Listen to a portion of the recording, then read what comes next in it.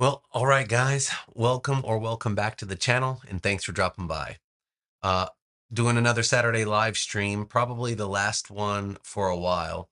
Um, I'm not sure who all will drop by or, what I'll actually end up doing on the stream, but it'll probably be the last one that I do for maybe the rest of August and also September. And what I want to do is just before I start and get into the shenanigans, chatting people up. Oh, hey Johnny. I just want to say, uh, just sort of explain the a few things about the channel, about the live streams, and everything else going forward. Um, it has been an hey guys, Robert. Uh, so basically, it's been a really hectic time in my life lately. We got a lot going on as a family. We got a new house. We're like 80% moved in. It's been really nice, but it's like just things to do. Just like they're growing out of the ground like grass. It's like and so I'm running here and there trying to get things done, and so is my wife. And also, a lot of people don't know this, but we've been married for a few years now, but we never got to have a ceremony because of COVID. So we're actually having a ceremony, and it's this Saturday, this next Saturday coming up. And then after that, we'll be preparing to take off on a honeymoon, and we're leaving for a month. So it's gonna be uh, a quiet month and a half on my channel. Yeah, and so I'm not sure what's gonna happen, to the channel, to my life, to everything. I mean, designing and doing all this is not my job. I wish it was, but those are the choices that we make, right? But I love doing the live streams. I hope I can keep doing it on Saturdays. See you guys, and oh, thanks, Johnny. Yeah, man. It's been a long time coming. I'm a happy man right now. Everything's kind of falling into place, and yeah. Rob, we're heading out to Jeju Island. It's like I guess you can consider it like the Hawaii of Korea. It's beautiful. It's a beautiful place. It's really laid back. It's really beautiful weather. The ocean all around you. It's just awesome. It's good stuff. Um, yeah, it's gonna be a good time. Um, but really, I just wanted to let you guys know what's going down for the why I won't be doing much on the channel, and why actually the channel has sort of floundered for the last couple of months. It's just been crazy. Yeah, man, it's gonna be amazing. I can't wait. I'm excited. Oh, it feels pretty good to. I'm glad some of you guys showed up, because I felt like it was gonna not feel right, like just talking into an empty void. And yeah. Yeah, of course, man. I know. And but the thing is that, my wife, she's the one who made me start a YouTube channel. I didn't want to do it. I resisted doing it. I knew I wasn't ready to do it. She just saw me doing it. And my wife's always like, she's trying to catch an angle, like, you should do this, you should do that. She's always coming up with things. And I actually have a little notebook in my bag, like, I call it the wife's good ideas notebook, and I made it for her as a kind of a joke. But she really does have all sorts of ideas and schemes and plans and stuff. And sometimes I kind of brush them off, but then I second think of, and I'm like, all right, I'm gonna write that down. Maybe that's a good idea. And yeah, I don't know. Thanks, man. I really appreciate that, Johnny Omaha. That's really nice. I mean, man, I've been loving doing the live streams. It takes a lot of pressure off. I think I realized that what you got to do is just do what you love to do, and then don't care about what everybody else thinks. And it's kind of weird because YouTube's like this super global audience, and then but when I look at my stats, like I don't have that many people coming by the channel. I mean, it's growing like really slowly, but Yeah, and I don't get too many negative comments or angry people, like complaining about too much. I know I'm not like a perfect YouTube creator and all this stuff, but yeah, man, it's I really like it. I really enjoy it, and folks like you guys dropping by, being so positive all the time, and I don't, I wouldn't care if I just kept doing it until the end, and only a handful of you really cool guys showed up and just made it worth my while. So, uh, there's that. I am trying really hard to get better as an artist and a creator, and uh, you know uh, of course, I'll stick with Affinity until they kick me out until they tell me they don't want me to use their software anymore. But like, I am trying to learn all I can about it and get better at it. But I feel like for me, the priority right now is like first family. Second, I want to become a better artist. That's my second really like big goal that I'm working towards. Just becoming an all around, generally more knowledgeable artist person, a person that does art. Hey, Mr. Trailbreaker coming through. Hey, man. Thanks for coming by the live stream, dude. Yeah, man. So, man, I, thanks a lot. That's too kind. I'm trying. We'll get there eventually. And then, there may be a moment or two in the sun, at some point. But, guys, with all the news and stuff out of the way. Oh, and what I want to say is, so basically, the whole reason I regaled you all with all of that is basically this. I probably won't be streaming until the end of, probably, like, I'll probably start streaming again in October. That's my plan, if everything goes the way it should, and then yeah, I don't even know what I'll do. Inktober will be jamming up during October, and I may just start streaming during October randomly, just doing ink drawings and stuff like that, because it's something I love to do anyway. So there'll be that. Um, and then I don't know what comes after that. So yeah, we'll just have to see. But I'll be sort of MIA.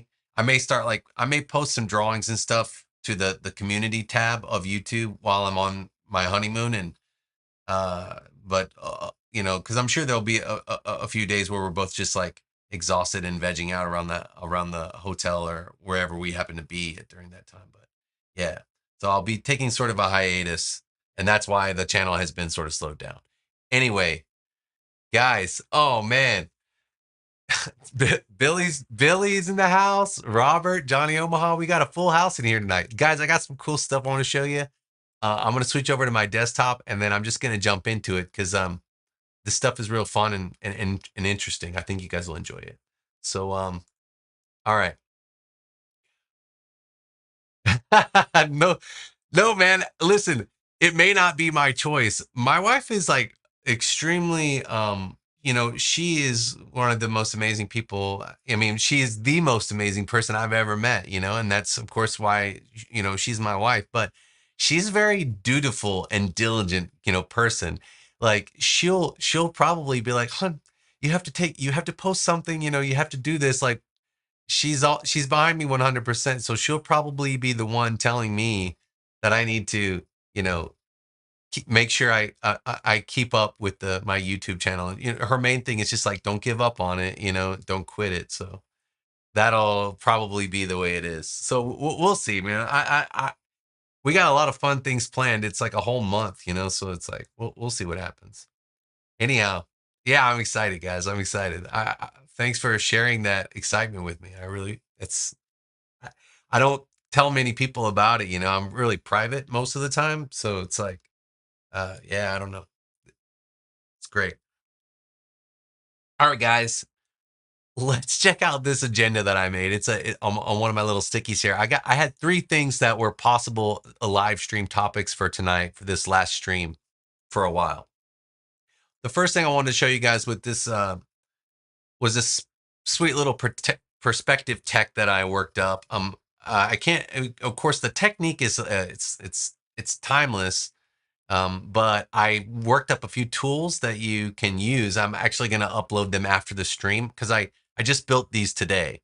Um, the second was I got some requests for some users about they want to understand the logic of layer arrangement when you're doing like cartooning and stuff like that. And I thought that's simple enough to talk about.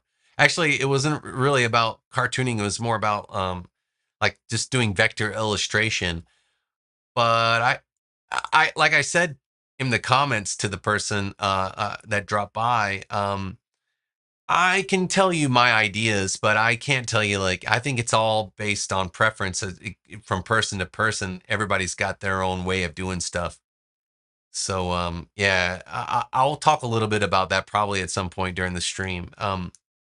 And then the third thing, if there's time, if you guys aren't super bored by the end of it, um, 2.2 beta is still running strong, and they're adding new stuff like every week. So the thing that they added this week was brand new brush tool shortcuts that you can use while you're working with the brush tool. They're keyboard shortcuts that you can use in conjunction while you're working with the brush. So they're super cool, and there's a lot of new fun things I just think are just so rad. So it's just stuff that I don't think a lot of people know because probably a lot of people are intimidated about joining a beta testing group, and maybe they don't want to join a beta testing group because they feel like it sounds when you hear the word beta testing, it doesn't sound sexy. It sounds like it's just kind of like, oh man, it's like we're gonna run into a bunch of bugs and it's gonna be crap. But people who are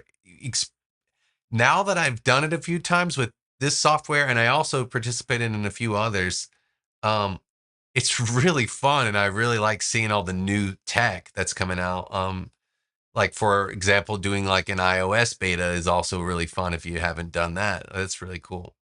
So anyway, with all that, let's get into this perspective tech. Um,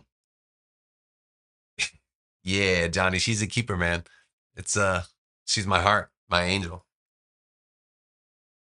All right. So I've been trying to figure out perspective. I want to show you guys a few things I've been working on. Now, right now, I'm not in 2.2 beta. I'm just in 2 because I was doing work that I just wanted more stability. I mean, don't get me wrong. The beta is really stable right now. I haven't had a crash at all in for like a month or two now. But of course, my workflow is very consistent and basic. I do the same things over and over and over again. I'm not really jumping outside the box too much. So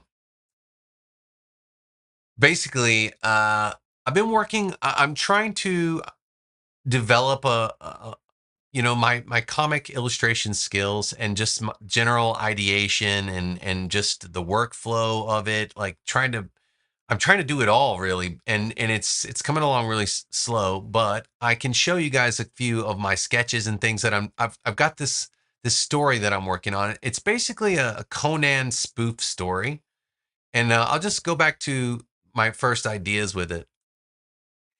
My splash page is supposed to be this, it's a nighttime scene, and this will be the first issue of this comic story that I'm writing, and it's this character that I've created, and I have a name for him, but I don't want to reveal that yet. But all you need to know really is that this is a Conan spoof story. And this Conan is not like the Conan that you know. Okay, so that's all I want to say about that. Um, anyhow, he is basically making a stealthy approach to this evil stronghold in the middle of the night. That's the splash page of the story to you know, create the exposition and set the stage for the rest of the narrative. But it's really tough because I really want this impressive perspective with winding staircases and a long, distant entrance into this castle. Thanks, man. Wait, okay, so where do you see this? Now, I've been playing with it, trying to get the right shot, the right perspective, the right ideas. So in a way, I'm learning perspective uh, sketching and ideating and generating ideas, and also trying to decide about a color scheme all at the same time. So that's what all this is all about. I'll show you a few more of these sketches that I've done in order. So that was my second one. This is my third one where I start pulling some colors in. I use my I've graduated, into my YRB 125 palette. It's basically a CMYK palette. If you're not familiar with the YRB stuff, if you want to know more about the basics of that, check out my series on my Quick Kit Vintage.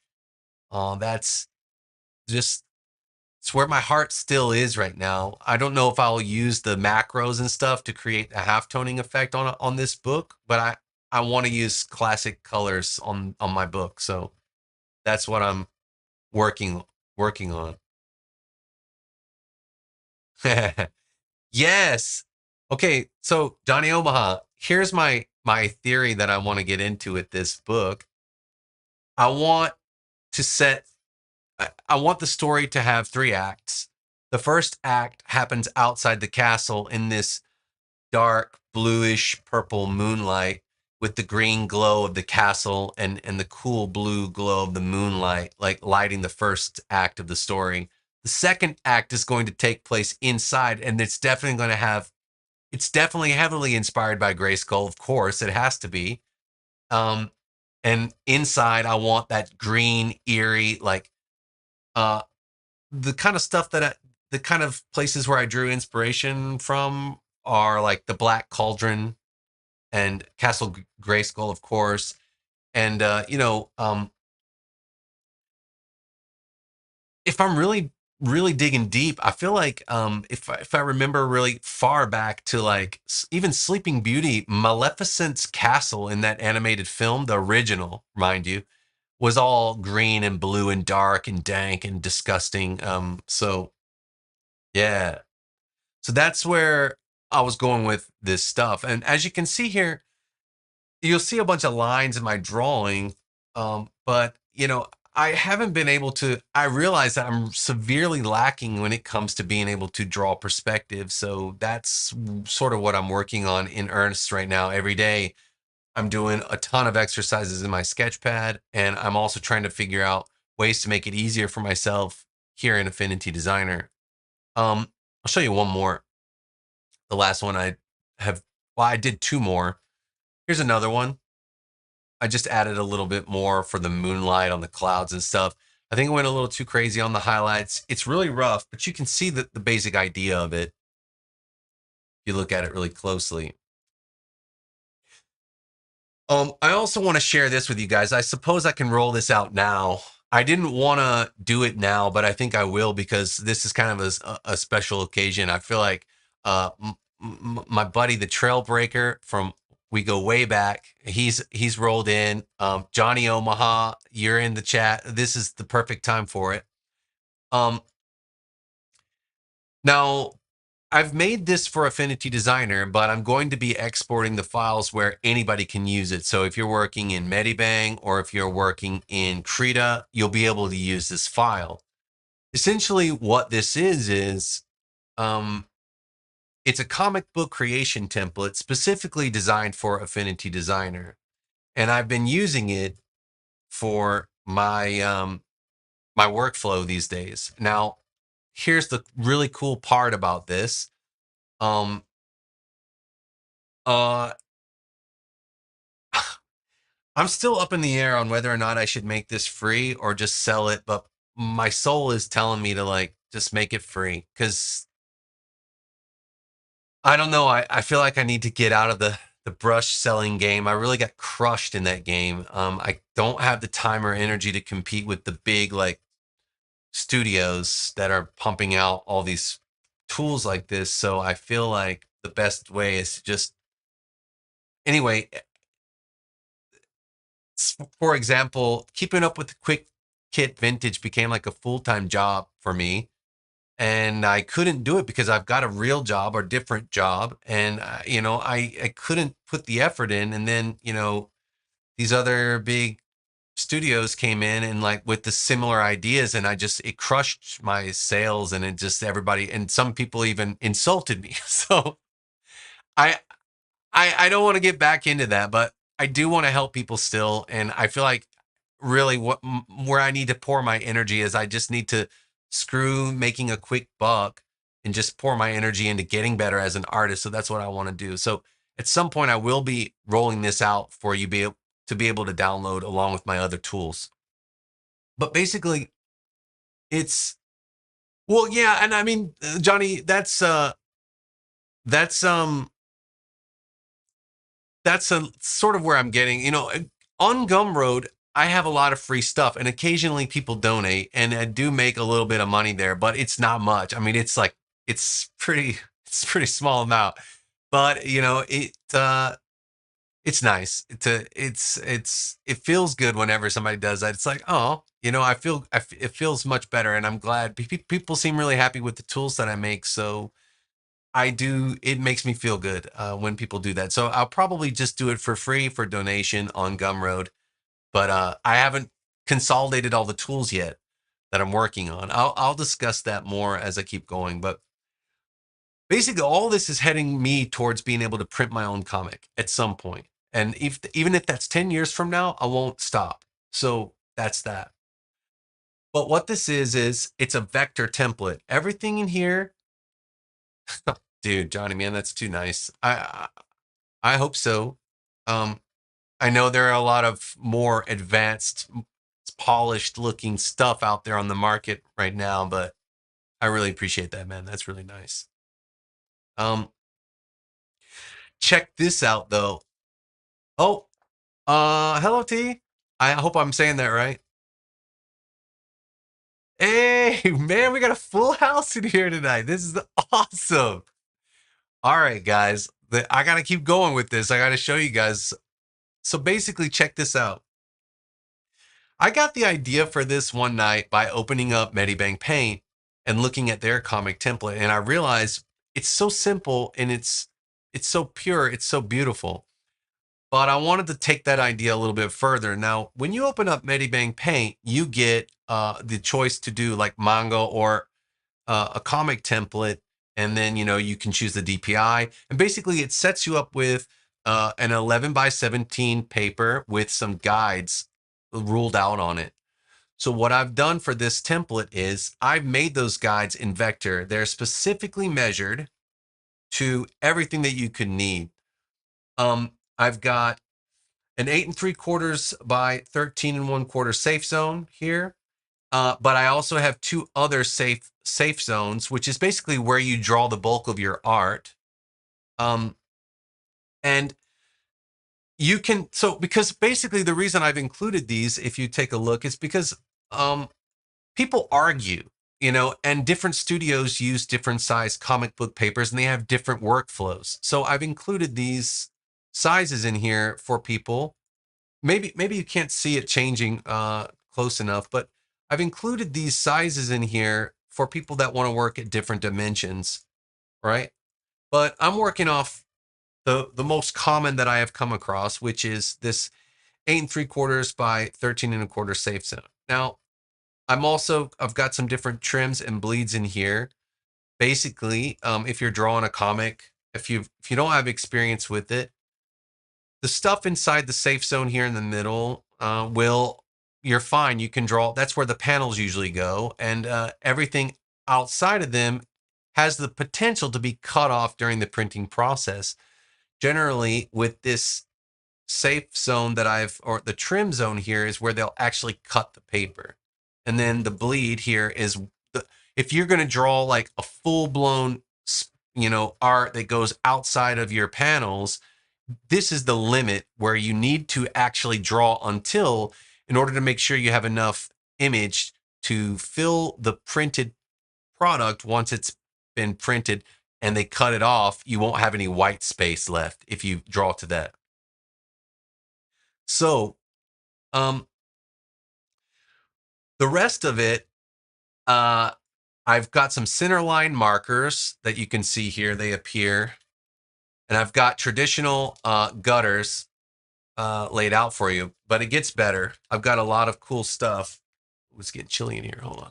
I got a lot of cool stuff added to this template that makes it a real killer. And I'm sure, mark my words, guys, I feel like once I release this, I'm pretty confident some people will either steal it, put it on other websites, put it in their own product, make their own version of it. It's probably going to happen, and I'll probably be stupid not to sell this, but I don't care.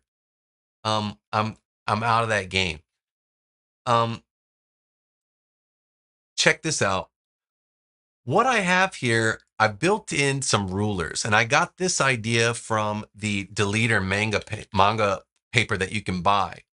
These rulers are accurate to the 16th of an inch. And the cool thing about this setup is, Doc Duck, you made it. Hey-o. Yeah, man, this is the best stream ever. I'm so glad I decided to do this. I almost didn't. So basically, you might be asking yourself, hey Rob, we have rulers now in Affinity 2.2. Why in the heck would you put the rulers on the page? I made this template so that you could print it on 11 by 17 ledger paper and be able to make your own blue line paper that you can then scan and, you know, start editing, inking, coloring, whatever you need to do inside Affinity Designer or whatever program you want to use. Um, I It looks funky now because the guidelines are still there, but that's what's great about this. However you want to customize the template and print it, that's up to you. So for example, if you want the rulers, but you don't need the gutter guides, maybe you don't need the center lines, you can get rid of them and you can print the template with these ruler lines, and they are absolutely accurate if you print them from your desktop. And the caveat is that whenever you print from your iPad automatically resizes it. There's no way around it. There's no way to stop it.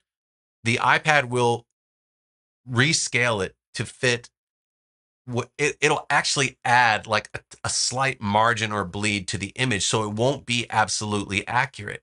Now, that doesn't really matter.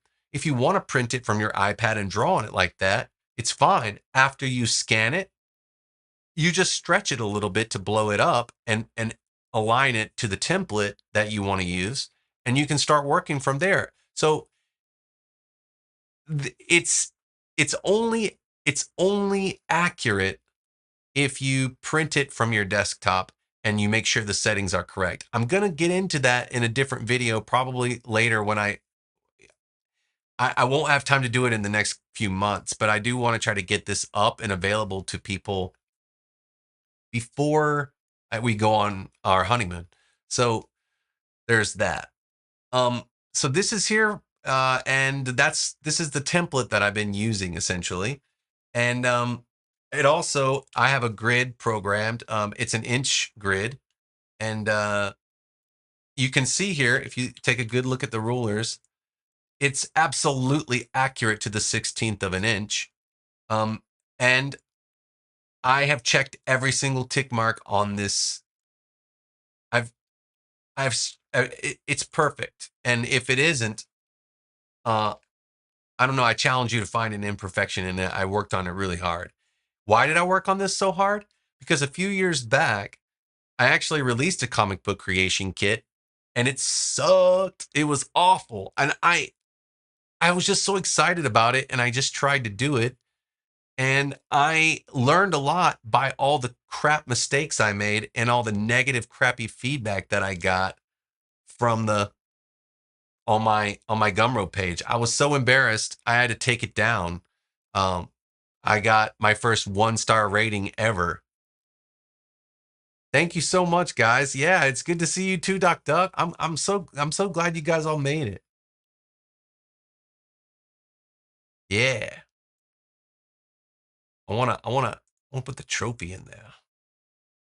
So yeah, there's that. And this also, you know, it I'm gonna I haven't done it yet, but I'm going to add the I'm going to add some document palettes to it so that the document the the common color palettes will be included in the template.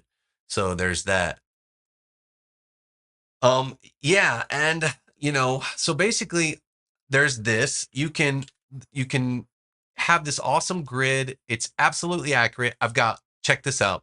I've got one for a US style. I've got one for US style comics at 600 DPI. I've got another one at 300 DPI.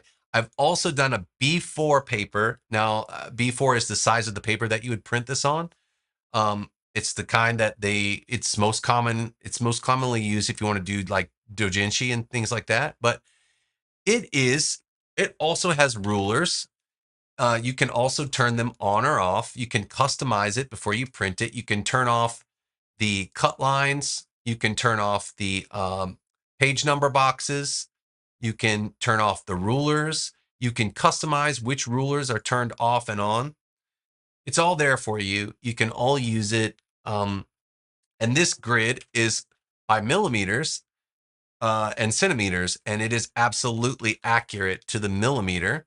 Again, if you print it from a printer, not from your iPad, it won't be accurate. I keep stressing that. I will include like a text document with all the stuff to let you know how you should print it and what settings you should use. But if you take a look at the grid, it's absolutely accurate. Every single millimeter of the thing. So there's that. So if you want to do some manga, if you want to try your hand at creating a manga, this template will be available for you. And then if you want to try your hand at creating some US comics, you'll have this template right here. These days, the way that I've been working with this is so that not all this stuff, it might seem really cluttered, the layer stack, but what I usually do is I usually set myself up for, I usually only use the rulers if I print the paper out. And in fact, I'll show you guys really quickly. Um,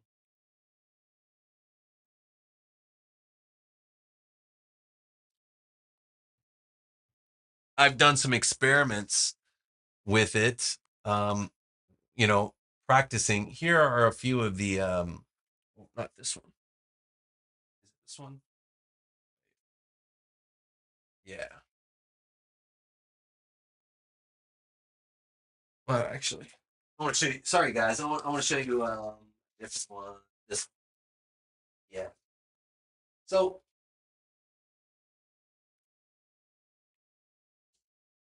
the cool thing about this is, like I said earlier, you can you you can get super creative with this, and it's like if if you're work it's like I'm trying to create like a kit for that's made for people that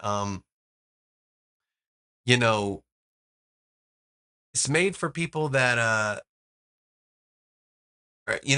you're just trying, like hopefully maybe somebody that's working professionally will be able to use this stuff, but that's not who I am, and that's not who I'm making tools for. I think I'm making tools for other savages out there that are trying to get it done. So and just learn and have fun and do it, but you want to control it yourself, and that's what this is all about. But basically, this is a B4 sheet of paper. This is the template.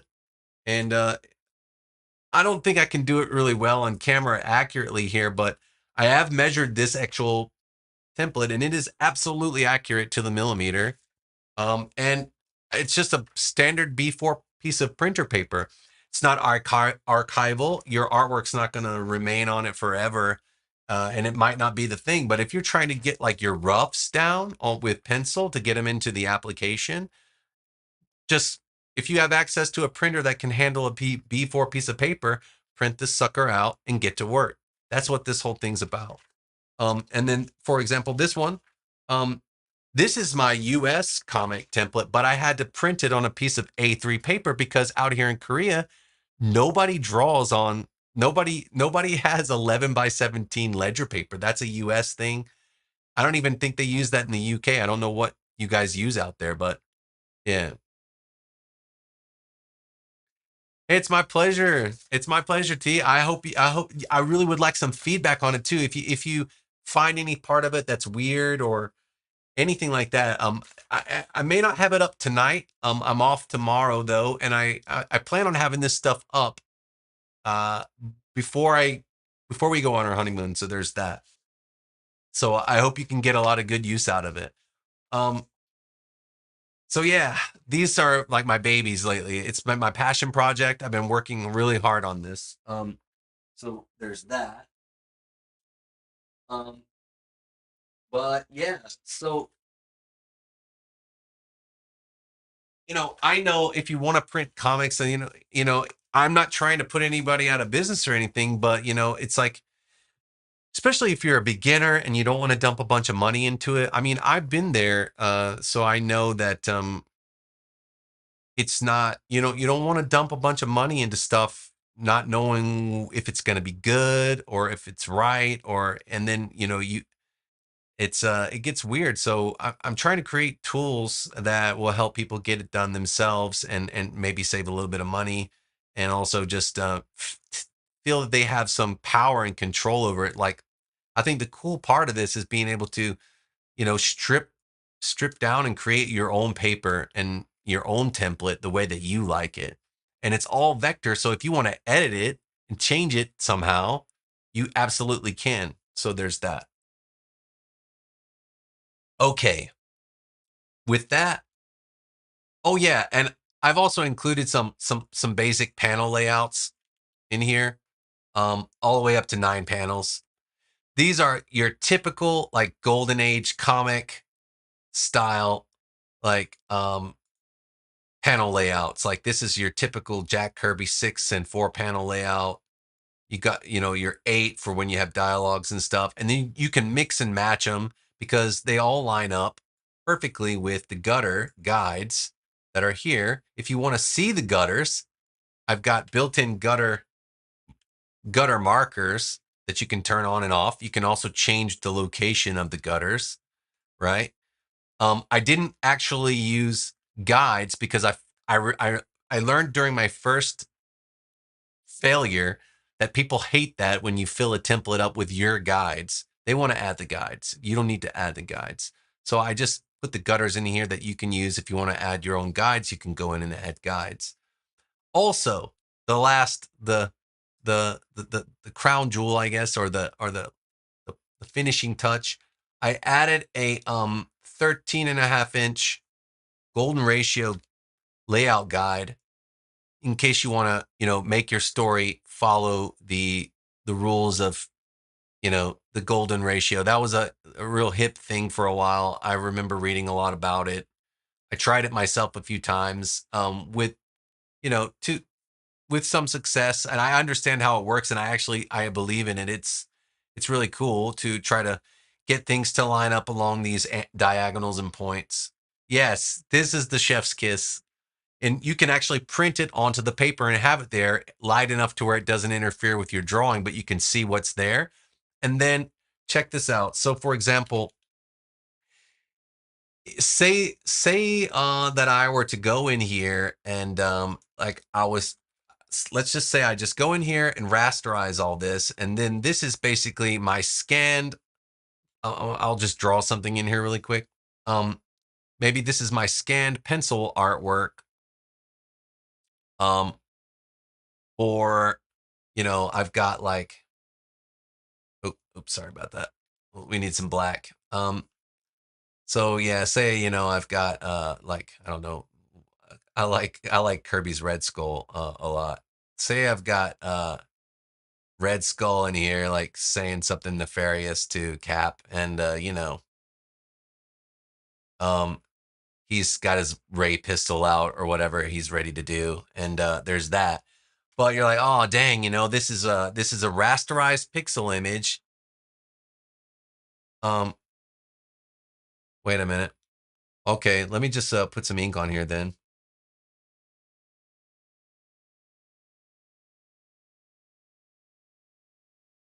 How's that, Doc Duck? Sorry, man.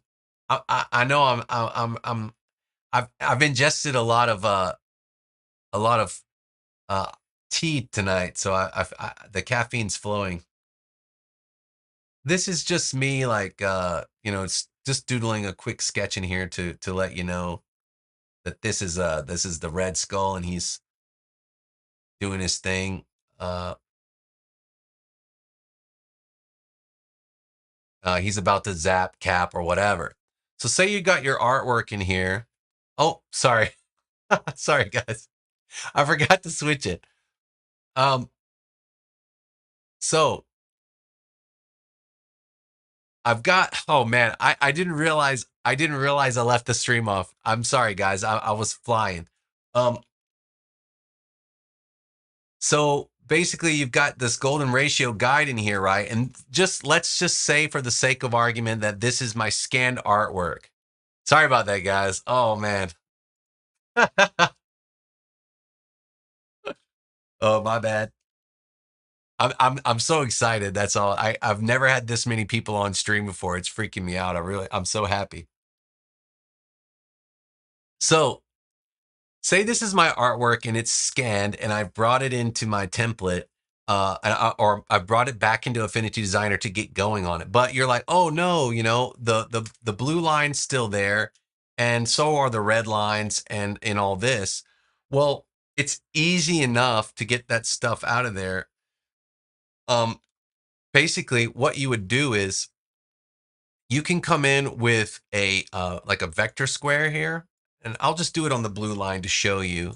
Of course, you need to be careful with what you print and how you deal with it. But for example, I'm going to fill this rectangle with this color here, right? But if I set this layer mode, I can set it to, sorry, one second. I forgot what it was. One of these layer modes will actually get rid of it. I can't remember which layer mode it was. Sorry, guys. I want to say it's divide, maybe. There's a way to get rid of it that I had worked out, but now I'm not remembering it, and I'm making a mockery of myself. But essentially, there's a way to get rid of it. Wait a minute. So where that only the black remains. But I can't remember for the life of me right now what that layer mode was or what my technique for it was. But for example, if I try to get rid of this red,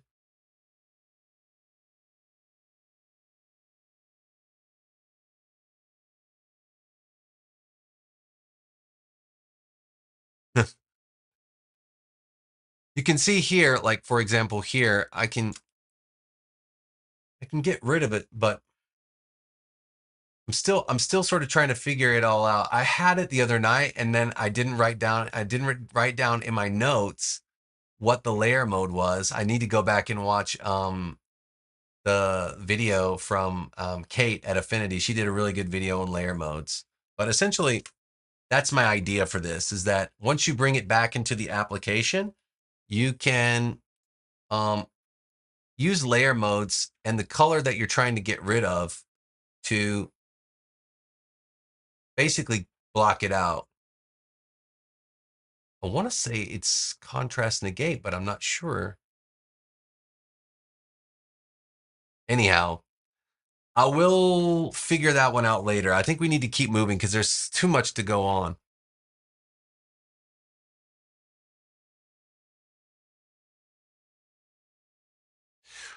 Right, right. But it's like there was a way. It's so weird. I don't know why I can't. It's not working for me now. But like the other day, I figured out that I thought it was colored dodge, maybe, or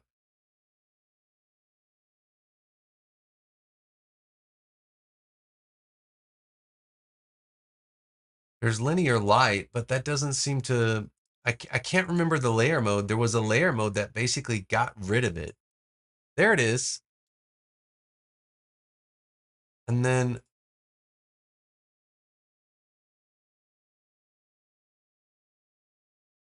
can't remember what the colors were. And it might have been that I had to be in RGB to get it to work. That was probably the deal.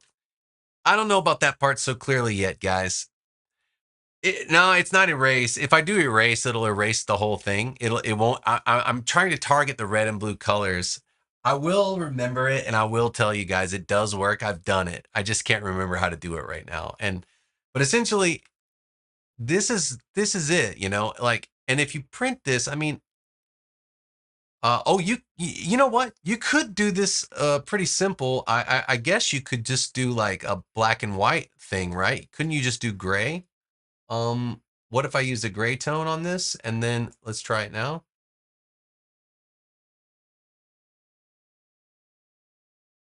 Almost. There we go. I mean, you can get rid of it in all kinds of different ways. Basically simplify it. And like I said, the way that I envisioned this was like you print it on the paper if you want to do your roughs on like some basic printer paper. It's super cheap, like a couple dollars for a ream. And then you you do your roughs on the paper, scan it, bring it into your template file in Affinity, and then you can start building up your project from there, going back over it with your tools, um, you know tracing it, whatever you need to do. um, I'm sure some smarter people, because there are plenty of you guys out there that you'll figure it out and know how to use it. um, Sometimes I think that's another reason why I kind of like doing things my way. Like I don't have it all figured out yet, and I don't want to pretend that I do. But I know this stuff will be useful to people. I just know it. So yeah, that's this.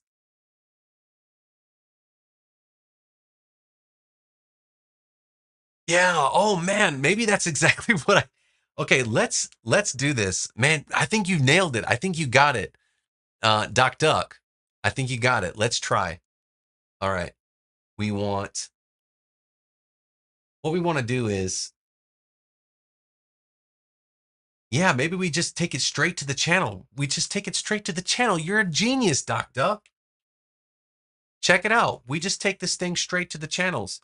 We go in, we put an adjustment layer on it. We go to channel mixer. We get rid of the magenta.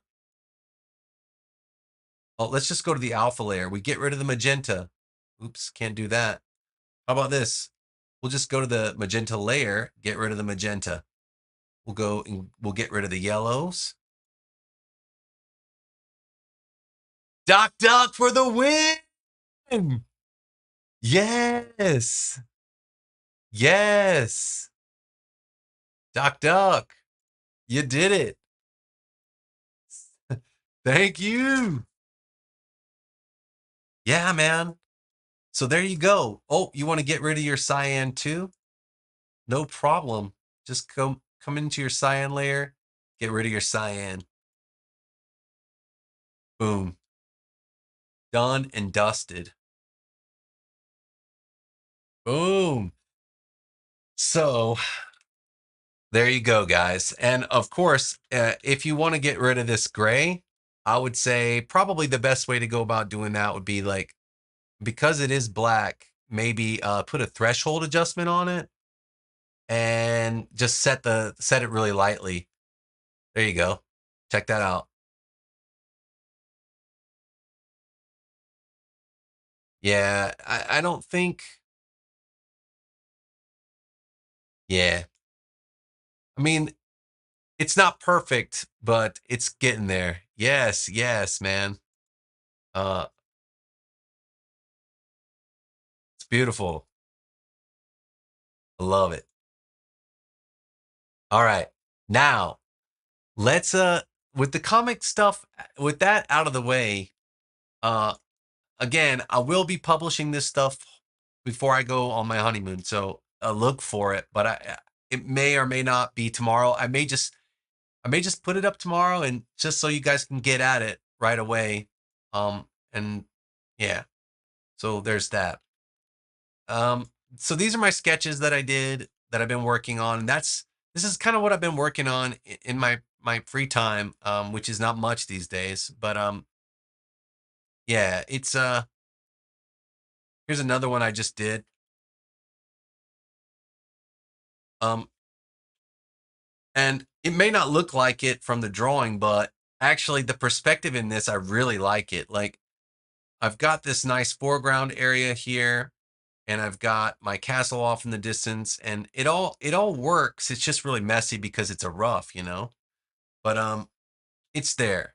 What I want is there. Now, how am I doing it and how am I thinking about it? That's the cool part that I want to show you guys tonight. So what I'm going to do is I'm going to get out of this, and I've already got this one set up. Everything's gone from the template because I don't want anything else to clutter up what I'm about to show you guys. But oh man, I didn't win anything. I didn't win anything in the mascot competition, but I can show you guys that. Um, if we um I don't know where the file. Oh, it's on my. I posted it to Instagram. I posted it to Instagram. Um, people seem to like it, but oh, I sent in 9. I sent in 9. Let me find the file really quick. Um, one sec. That's not it. Let me go to my files here. Let's go to. I'll organize this by recent. Oh, list. Maybe. Oh, those are in the beta program. Okay, okay, okay. Here we go. All right, check it out. I gotta open it in beta. No problem. Show you guys. I'm all over the place tonight. I'm sorry about that. Cancel. All right, so I'm in beta now, 2.2.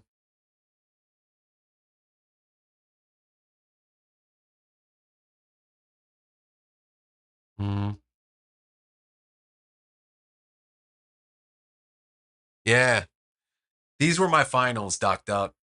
Um, I'll just take you through them real quick. It looks like I rasterized them all, but yeah, I went with these were the ones I did like. I think I didn't like 12 or I actually it ended up being like 16, but I decided to just choose 9. Um, there were some others that were really unique and really cool, hand drawn illustration type stuff, and it was more like in line with the popular like hand drawn manga style kind of stuff. And those people won, but it was fun. I don't care. I had a good time. I learned a lot. But these were my emojis that I put up. It was a good time. It was a good time. But yeah, we'll see if they have another competition that I have time to do. I'll try again. I really yeah, man. It was a really big learning experience. I learned a lot. Um yeah, I I really just wanted to win. I really just wanted to win a display tablet just to see what they're like. So yeah, but yeah, it was fun. I enjoyed working on it. It was good. But Doc Up, we were talking about perspective, right? And I don't know who's I don't I'm not sure who's still in the chat, but this is I was thinking of you, man, because oh man, did you like that? Yeah, the fight one was pretty rad, right? Wait, hold on. I gotta man, I got so many things open. Let's I'm gonna close this, this beta can be closed. I just don't want any bad, like I don't want any crashes or anything. All right, cool.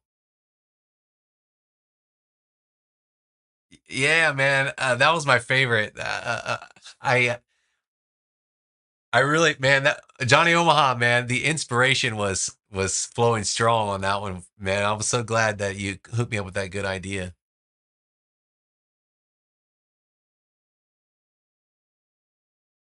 Check this out. Okay, Stream Doc Duck. I know you've been waiting for this. Well, okay. So recently I've been studying perspective on YouTube, basically, just watching a lot of videos on YouTube. And I came across several videos discussing this topic or this idea of the cone of vision. This really, really helped me a lot. Like, and more, I can't describe how much this helped me. So I want to show you guys what I learned about it. Um, and of course, I don't have it down perfectly, but essentially, I'm going to show you guys what I came up with and also the tools that I made to help with this. Now, these are the prototypes. I added them to my tools kit, but I haven't uploaded it yet. This is just where I decided to save the tools. So basically, when you are drawing perspective, the main idea is that you have a picture plane, and that is basically what you see in front of you. And there's this idea that we have what is considered a cone of vision. And I guess the way you can really like make it, the way there was a really great video. I'll link to it down in the description after I get done posting the video. But if you were to hold your hands out to your sides like this, you can't see them. That is not within your cone of vision. And then if you move your hands forward more and more and more, the more they become focused. And then right about, at the point where there's like a 60-degree or a 45-degree to 60-degree angle in front of you, you have the ability to see your hands. And that is considered where your cone of vision lies, right? So there's a technique that you can use to sort of uh, imbue your drawing or your picture plane with this cone of vision and use that as a template to set your vanishing points so that you don't get any distortion. And that is what is really cool, and that's what I wanted to show you guys tonight. So basically, I'm going to just draw it really quickly with my pencil before I show you the tools. Here's the idea. Oops. So first, you've got your picture plane, right? And let's say for this example, it's this rectangle like this. And then in the picture plane, you want your horizon line, right? That every image, no matter what, has one, even if you think it doesn't, it does. And that's arguable. Like for example, in that space picture I did a long time ago, there's no horizon in space, but you have to have a horizon if you want to imply a perspective. So then what you want to do is you want to figure out where the focal point of your image is inside the picture plane. Of course, I'm going to place mine like right about here. Okay. So then from this area, what I'm following the instructions that I found in the videos that I watched. They're all basically the same. With just you can put the steps in slightly different order, but they all basically boil down to this. So then from the center of that, if I draw a circle that encompasses my picture plane and I use that focal point as my center, right? I can sort of have my the basic bottom of my cone of vision, okay? So this is the, my cone of vision. And then from here, for example, if I were to um, pull down a line from my cone of my focal point and then draw a line from the place where my cone of vision intersects with my horizon line. This would be considered my cone of vision, and it kind of looks like an ice cream cone, right? Oops, sorry. We need that to well, let me turn off snapping real quick. Turn that off. And then that wants to, you want to make sure that those two parts intersect with the circular part of the cone. So you can see here I kind of have this sort of ice cream cone looking thing. And then from here, this angle should measure about 60 degrees. I'm not sure. This one looks like it measures at just about 60 degrees, but it may be give or take a few degrees in either direction because I didn't measure it accurately. From there, what you want to do is you can place, you want to make sure that you have a left vanishing point and a right vanishing point. Now, if I were to place a vanishing point, oops, sorry, over on this side, right? I want to calculate how far, what this angle is between here and here, right? Oops, sorry. I see now what's happening. I've got autofill and auto close on. I want to see what the distance is. I want to see, does this add up to 90 degrees? If this and this measure more than 90 degrees, I'm going to have a perspective that starts to get warped. It's going to introduce like warping and things like that. So if you keep this field of vision or cone of vision within 90 degrees, you'll have a nice clean perspective that doesn't introduce any kind of distortion into your image, provided you keep all the drawing within this circle here. So what I came up with was a system for making it 100% accurate every time. And I'll show you guys that basically right now. So what I've done here is, this is my picture plane, and it is basically a 50% reduction of my 11 by 17, or I'm sorry, my 8 3/4 safe zone of my US comic template. So it's basically a 50% reduction of my safe zone. From there, what I've done is I've built this little stack of tools to help me. Okay. Now, this is my field of vision with my 60-degree uh, angle intersecting my horizon, coming down from the focal point of my image. Now, I've turned off my snapping so that I can just choose where to place my horizon and focal point of the image. Um, so I can bring this into my project and place it. Maybe I want my focal point to be like, for example, these days, if you, what I want to say is this. Also, if you keep the focal point sort of in the center of your,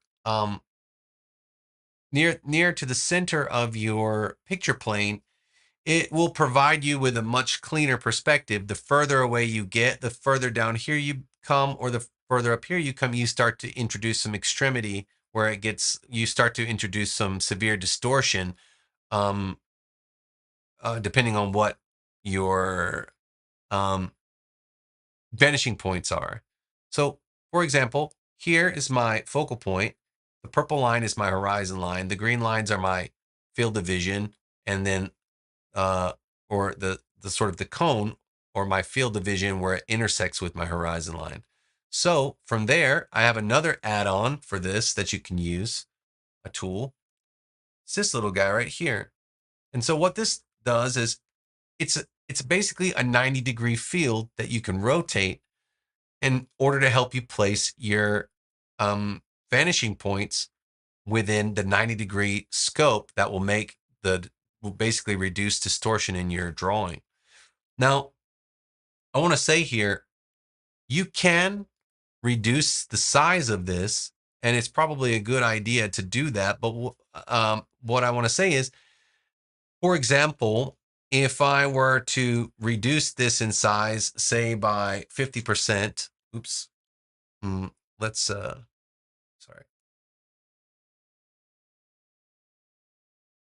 What will happen is anything that gets drawn outside of this cone or this field of vision, that's where distortion will really start to happen. And I'll sort of demonstrate that in a minute. But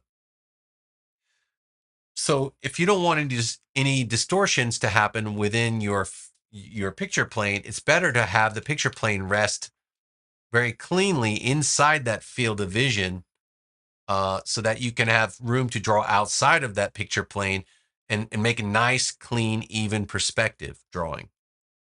So let's say for the sake of this situation that my focal point is somewhere over here. And now I want to set my vanishing points for my perspective that I want to create. So I bring this guy in. He's really cool. I'll turn my snapping back on. I want to make sure that I have snap to bounding boxes, shape key points. I want to turn snap to spread off. I bring this guy down and it snaps right into place, right on the end of my cone of vision, right?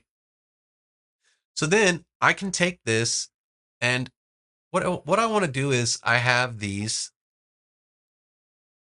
little markers down here with my vanishing point for my left vanishing point, my vanishing point for my right vanishing point. And so what I want to do is I want to take this, I can turn on the I can turn on the basically this is the transformation center. I can take this and bring it down to the bottom like so, where it snaps, and then when I move this handle, I can rotate this 90-degree field. The thing that I don't want to do is I don't want this to cross over this way, and I don't want the blue one to cross over the green. You don't ever want to cross these over. But as long as I never cross this line, either way, the perspective that I can create with this is fair game. So for example, let's create a perspective. I'll bring my left vanishing point way out here over to the left, and I'll bring my right closer in, right? You can see here, I've got it tilted at 9 degrees. The point is, between my two vanishing points, if I use a 90-degree angle, uh, everything should work out really fine. And if my picture plane is within this 60-degree angle, then there shouldn't be that much distortion when I get towards the edges of my image. That's the whole point of this. So let's set the vanishing points. I'll set the vanishing point out, hold shift, drag it till it snaps to my horizon line. That's my first vanishing point. And then over here, I'll do the same thing. Again, I've created a really long horizon line that I can use to snap to. I think it's 33 inches long. It's crazy, but that's the beauty of working virtually. I don't have to deal with it. Okay, hey man, Billy, it was really good, man. Thanks for dropping by the stream. I hope it's okay. I didn't mean, man. I feel bad. I used your, I outed your, I Peter Parkered you, bro. You're Spider-Man, but I'm calling you Peter. I'm sorry, man. Dude, take care of yourself, man. I hope you have a great day. Thanks for dropping by the stream, dude. Okay. Um, so yeah, man, I got a vanishing point to my left and a vanishing point to my right. Now what? So that's where this last part of the tool comes into play. I have built these massive um, perspective radials like so. And you can just basically bring them down, and then what you can do is, it's really neat. You can just add a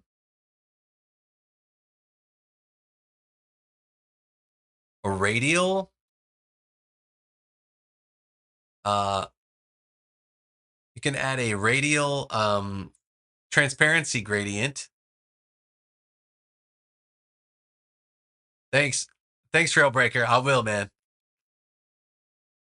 And then you can snap it right to the center of your vanishing point. And then this creates your vanishing point radials. Okay. And then essentially it's got a color overlay on it so that you can match the color of your vanishing point. So you know which way, where it's coming from. So if I drag another one in,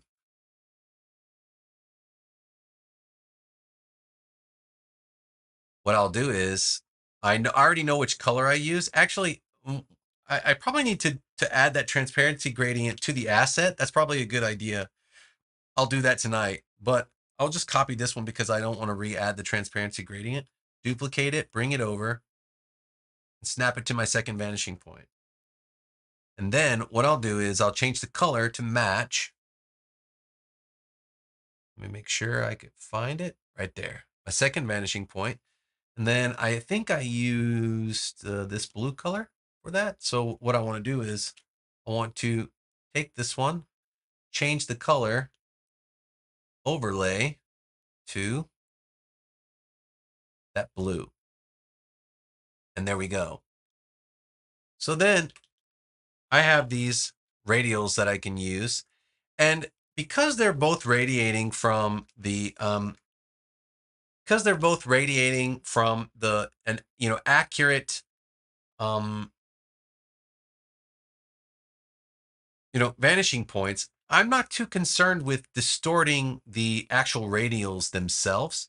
So actually, if I group them together, I can actually transform this to kind of squeeze my plane a little bit so that I can get more of a grid within view.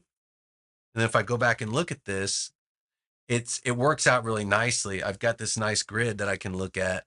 And in fact, if you don't like these being, different colors, maybe you don't want them to be different colors, maybe you want them to be gray, you can turn them gray. Just use the color overlay, right? But I can also basically rasterize this, lock it into place. Oh, that rasterization may take a second. They're really big. Yeah, there it is. And then lock it into place and then reduce the opacity. And then now I can draw here. And if if you're like, all right, you're really confident about what you've got and you want to use the entire guide system that's set up there and you want to be able to see it, you can just take all this and rasterize it. You don't have to worry about it because it's all assets. I mean, I wouldn't recommend doing it unless you were absolutely sure that you had what you wanted in place. But you can. And I just wanted to show that part of it. But basically, I just go on further reducing the opacity until when I zoom in here, I've got this great grid that I can work with. And now I can come in and really start hamming it up with some perspective. And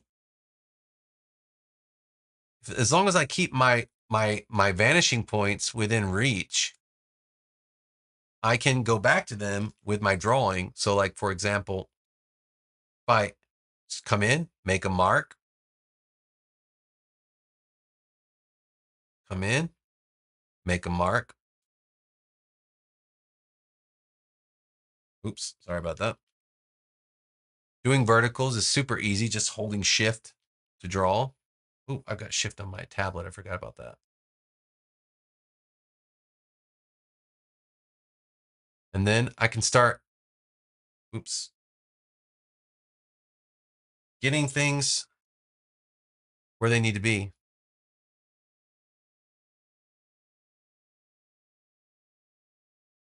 Oh man, I love having these keyboard shortcuts on my tablet. Sometimes I forget they're there. Again, I'm still not 100% used to it yet, but basically you can see what I got going on here.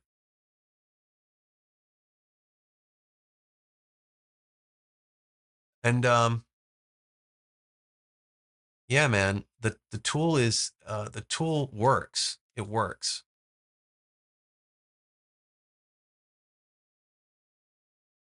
So there's my first building. Then I can go back in here and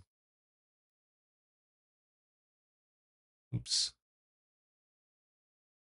get rid of what I don't need, and just continue sort of building my, my sketch. And check it out. I mean, like the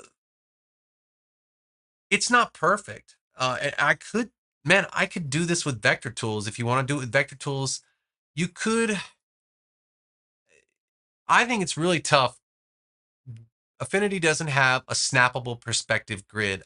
It's like my dream. I wish they had it now that I'm getting into perspective drawing, but that is probably a really advanced feature and really not easy to do, and that's probably why they haven't done it. But I really wish that we had this. That's why I'm trying to figure it out how to make it easier to do with tools in the program. I got a lot of ideas. I wish they'd call me. I'd love to talk to them on the phone for hours about it, but I'm just a little old English teacher. Anyhow, yeah, guys. Now that I have this super sweet grid, at least I can come in and start doing a drawing.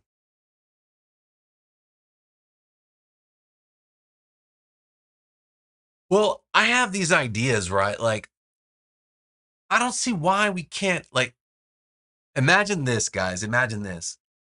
If you're listening, this is my idea. Here's my pitch. What if there was like, you have here, you have guides, you have grid axes. Why don't you just give us points that we can drop in, like vanishing points? That's what I would call it. I would just call it vanishing points. And then you just drop them into the project and they act and behave as grids do, just like in Procreate. Man, I don't want to plug Procreate. Um, you know, I mean, there's a lot of stuff Procreate can't do, but that's one thing they sort of get right is the perspective grid system. It's legit.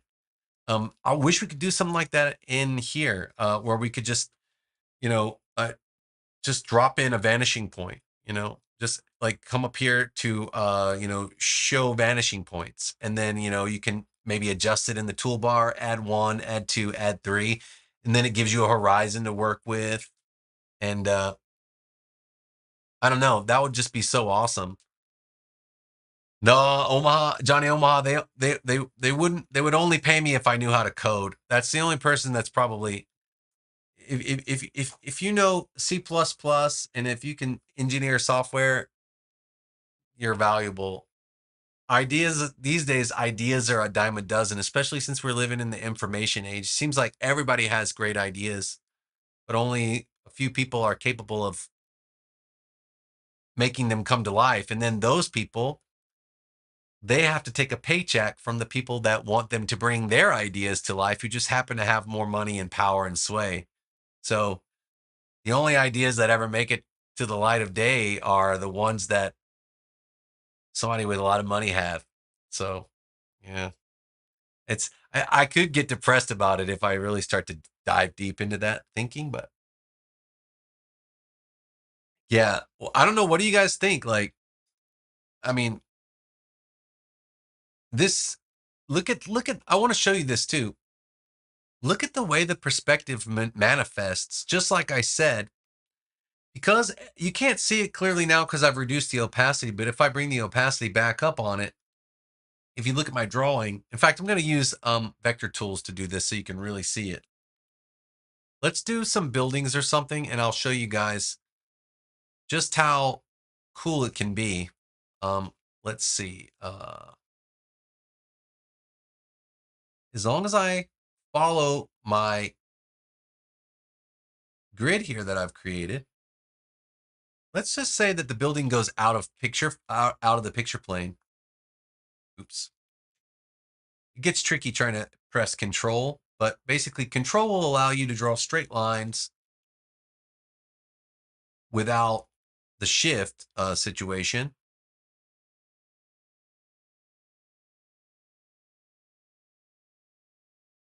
And sometimes if you don't press it the right time before you begin to draw, you'll get that weird, you'll get an uneven line. But so basically, if you're doing it with a keyboard, press it before you draw. I'm so used to the iPad, command controller, which I love.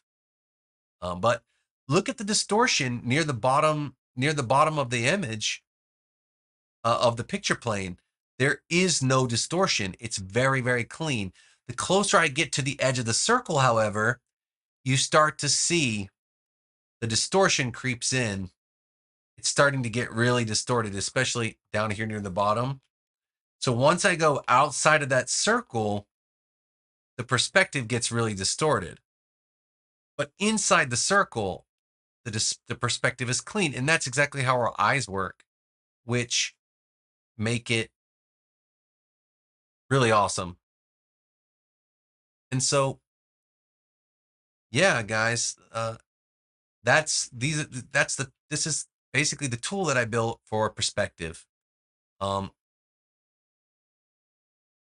perspective drawing in Affinity Designer, which I really hope they will begin to develop more and more, because I feel like it's so important, and I don't want to pay for a Corel Draw subscription, basically. But yeah,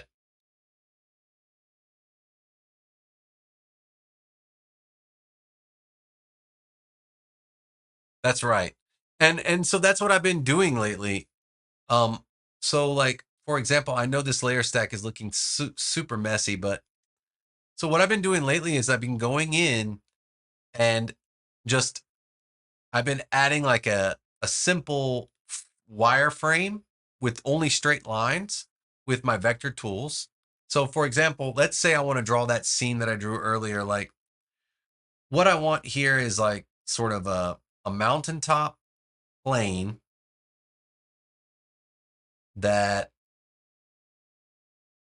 exists overlooking sort of a crevasse, right? And then if I just change this to another color real quick, let's just go with a purple. I want like these deep mountain sort of structures to come out of the ground and go up into the sky like this. Man, that's really tricky. All right.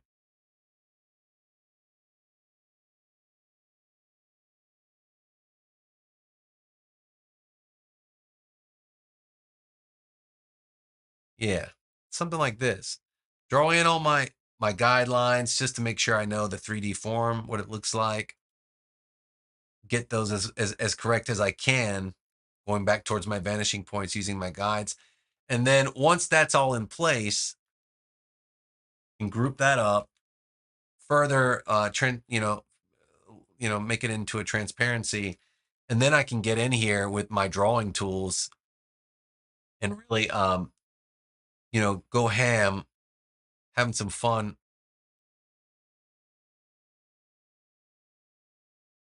drawing in some details. So like for example, maybe I want like maybe my hero is like standing like here.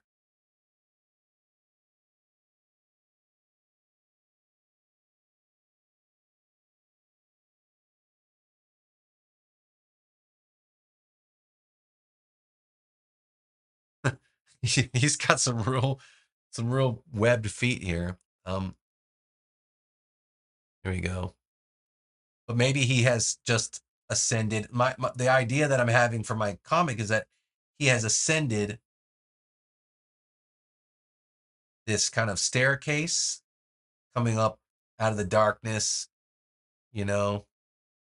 And then just having that cube there is enough to like really help me just get the form in place, and maybe he's got to go down another trail to get down to the bottom.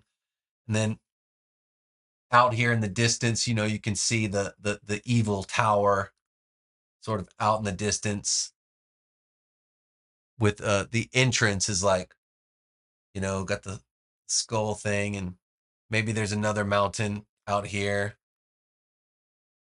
My horizon is here, right? So like here are the mountains in the distance falling along the horizon. And then everything else that happens in here, I can use that grid to sort of imagine the 3D plane of it all. Maybe there's a mountainside like right here that just goes up into infinity, because you can't see it, but it's there.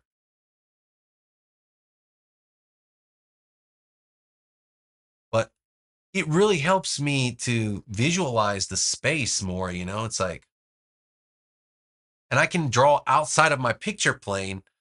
It's almost like, you know, yeah, boom. Doing a finder composition, like back in the day, I don't know, like when I was in art class in high school, we had this like a little rectangle that we would use to like move around a magazine page to find like a good composition of perspective. It's basically the same thing. It's just a super roundabout way of getting there, but and the picture's in my mind, not in a magazine, but and then of course the bad guy's got to live in a Castle Grayskull sort of place with like you know different like different sort of tiers to the tower, and it's so dark there that this this evil guy, he lives way up high, and then the trail's going down on the other side of the cube here.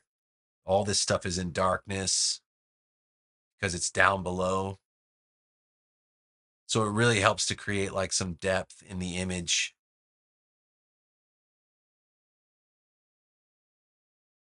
How is he going to get up there? And then I've got to figure out like maybe there's a staircase that leads around the backside of the mountain. It's like, how do I get from here to there?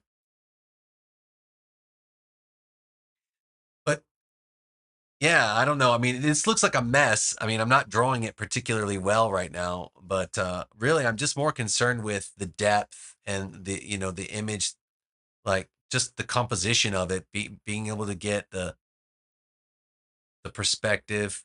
Even my clouds can flow along the perspective lines that are there, and make it super helpful to sort of figure all that out. Maybe there's another one here, some shadows because the moon's on the other side. Maybe there's some shadows on the backside of this rock. The stairs are in shadow.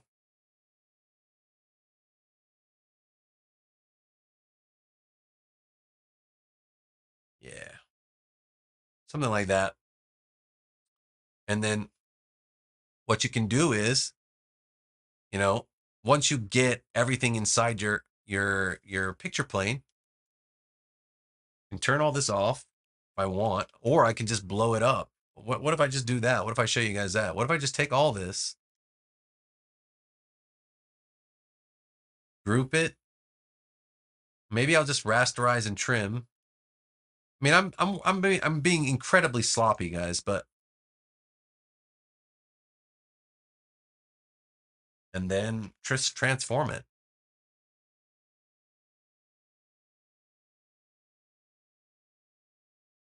Like, once again, I'll rasterize and trim,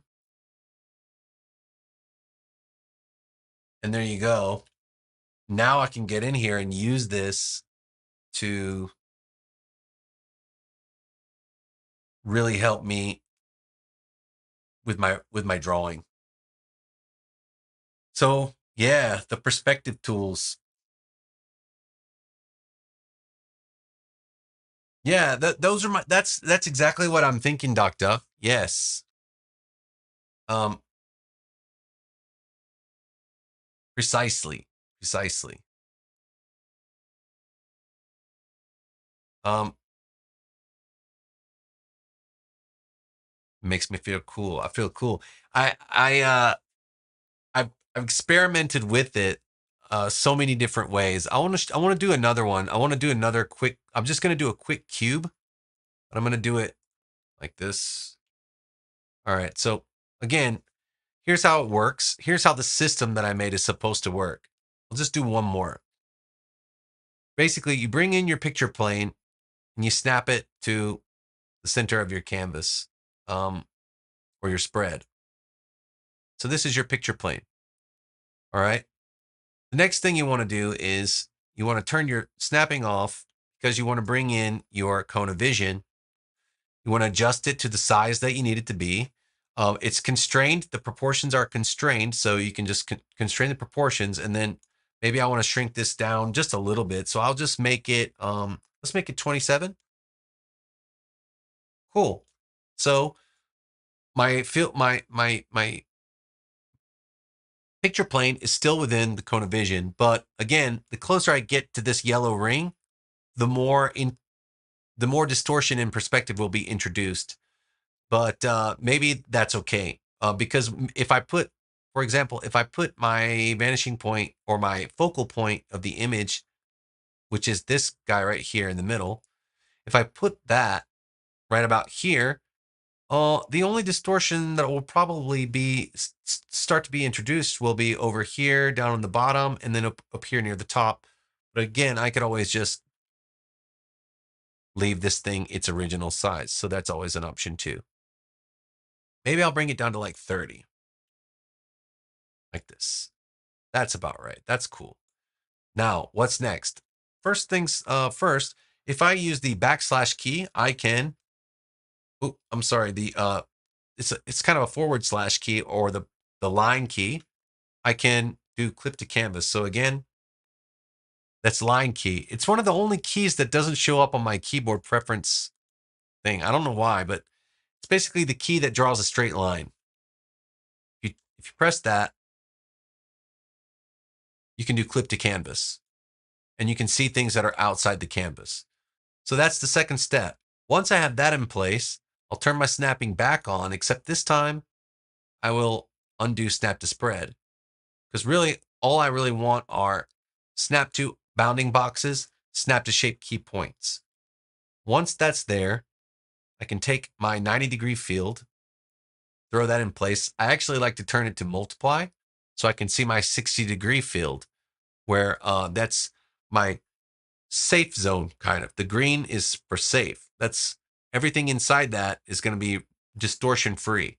Everything outside of that, there may be distortion starts to creep in right at the boundary. So this time I'm going to put my the next thing I have to do is you can do this two ways actually. You can change the transformation center, but you can also just transform it in the Transform Studio by making sure that the transformation axis or anchor is here, right there on the center of the object. And then I can just rotate it. Let's say I'll rotate it -9 degrees. And so it's still outside of the safe zone, which is good. And then I can just go about setting my vanishing points. Oops, sorry. What you want to do is grab it with those two arrows show up, hold down shift, and then it'll automatically snap to the horizon. Do the same thing for your right vanishing point. Cool. Make sure it snaps when you see the yellow. And so there you go.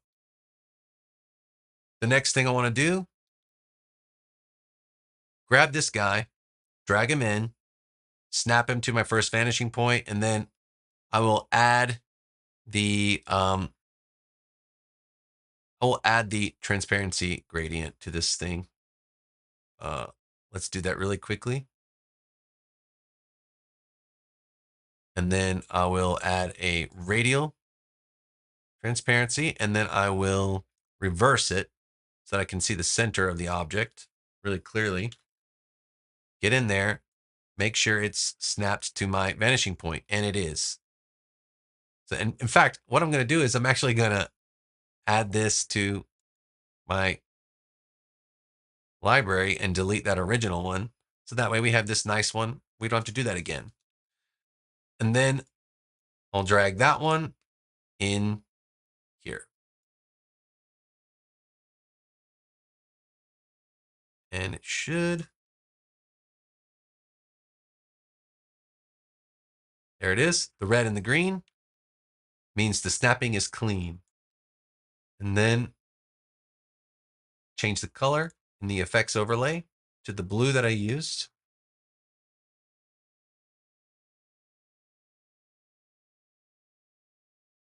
Make sure they're both turned on. And then again, I want to compress my field a little bit. I don't I don't know what the implications are of this, to be honest, but in the drawings that I have done, it doesn't seem to matter much. It just basically makes my field more compact.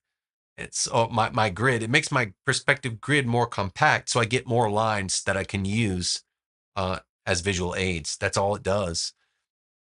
So basically, I compress that field. You can compress it really, you can compress it a lot and have, get as much field as possible, right?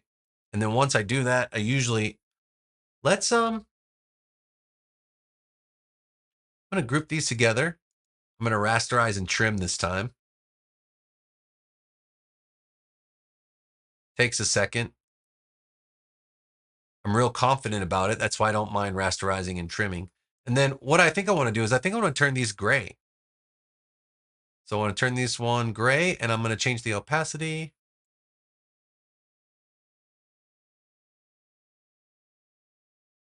down to 25. Now that's super clean. Maybe you guys feel the same way. But yeah. And then once that happens, I'm free to get in here. I like to hide this I like to put this inside of another layer. It's kind of a protective sheath, I guess you could think of it like that. And then that way I don't accidentally draw on it. I actually put in a request to Affinity for I had this great idea for an assistant function that actually, if you try to draw on a locked layer, it just adds a new pixel layer and starts drawing. I really wish they would add that, but maybe we'll see. We'll have to see what happens in the future. But yeah, let's uh, let's get in here and draw some stuff. Actually, guys, I'm gonna before I actually start drawing some more, I'm gonna take like a 3 minute break. I'm gonna fill some hot water on this because I feel my throat starting to get a little dried out, and then I'll be right back. So just give me 3 minutes, guys. I'm gonna go get some more hot water, and yeah, I'll be right back.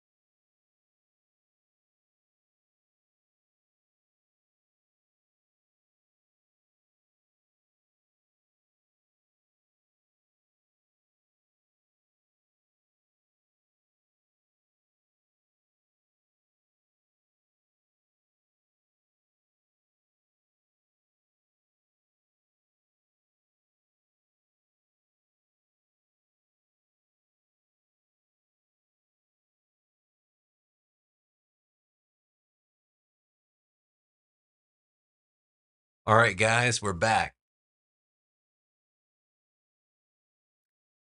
Maybe that was a little bit less than 3 minutes, but uh, yeah, man. Stream Doc Duck, I'm so glad you're still with me, man. Johnny Omaha, I think I hope you're in here too, man. You guys, this is like, I'm so glad you guys all dropped by tonight, man. Especially so many people because, yeah, I was sad, man. Like it's so crazy how much these Saturday live streams mean to me at this point. Like I don't have, many people dropping by, but the ones that do, you guys are like just right in the pocket, man. Like I just I don't get to talk about things that I'm passionate about with anybody else. And my wife, I talk with her about it a little bit, but it's all technical to her, and it's like she doesn't draw. She's not. So it's like, and also because of it's sometimes it's very technical and stuff. My wife just tunes out, and I don't I don't have anybody else to talk to about this stuff. Thanks a lot, Johnny Omaha. I'm glad you guys are digging it. I I don't know. I I know I can. I can't believe earlier. I was like, I was so excited. I forgot to switch the camera mode back. So yeah, that was silly, but we're okay now. We're back in the pocket. But what do you guys think? Like, isn't this exciting? Like, this is clean perspective, man. And depending on your project dimensions, you can really set it up. Like this this it works. This is the point. You know what I mean? Like it works. Like you can you I like I said earlier, I want to make it clear that the reason I don't leave it as vector is because it gets really tough. Like this thing right here eats up a lot of memory. Like when you bring it into the project, it it starts creating a lot of trouble. It slows things down because what's happening is depending on how your snapping settings are. For example, check this out. If I just turn off snapping altogether, it's not an issue at all. But once snapping comes into play, which is why anybody would want to leave it as vector, because I can snap to all of these, then it becomes a problem because depending on what your tolerance is set to, depending on what your preset is, depending on what all this is, the snapping just goes nuts. It doesn't know what to do with itself. You've got to be zoomed in at a certain point. Uh, yeah. So I would say that's why I don't want to use this stuff as vector or for vector construction of, you know, I I I want to talk about it because I think it's really interesting actually. I really wish that for example, here, if I were to go to the grid and axis, we have this. We have this. Yeah? But it's more or less kind of an extension of the isometric function. And the problem with it for me is this: I can't see all the different grids, you know? Like once I see this, if I want to, edit this cube, maybe I want to have a perspective that looks something like this. Maybe I want that. I want to see that part. This is fine and all, but I can adjust several parameters of it. I can show the grid axis editing handle and move this around, but without any kind of perpendicular, or without a picture plane or without the other grids coming into play. I can't, like, for example, check this out. If I show you guys, if I go to window isometric, I can start to play with the different planes of this grid, but I can't see them all at the same time, which makes it not useful for actually drawing from my mind or drawing with the reference of the full grid. So at some point, I really hope Affinity will give us some nice, you know, 2 and 3 point perspective drawing tools, the ability to define vanishing points and snap to the grids that result from the vanishing points. It's sort of my next dream, my next thing that I want to beg for in the Affinity forums, which I will. I'm wondering if they're keeping it under wraps. Maybe they have it under wraps for a, Designer 3. I don't know. It's just one of those things. It's like it's now that I really want it. I don't know, but this will work. In the meantime, this will work, and makes it so that I don't have to use Procreate to do these kinds of drawings. Which I there's several reasons I don't want to do that, but yeah, um, this works. We can do this, and you can just freehand it too. You don't even have to. You don't even have to get fancy with any kind of shift key or anything like that. You can just sort of freehand it and make it work.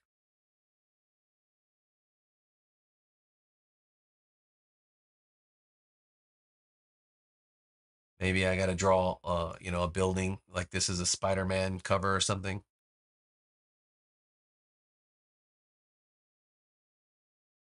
And see again down here, the closer we get to the field, the more distortion that gets introduced.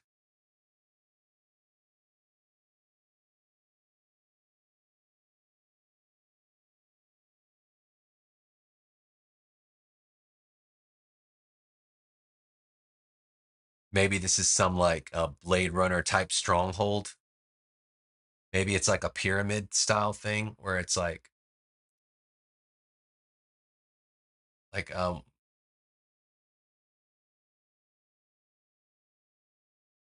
maybe that's, I don't know. I see. What's also cool about this is that if you set it up correctly, it gives you this really wide. Oops.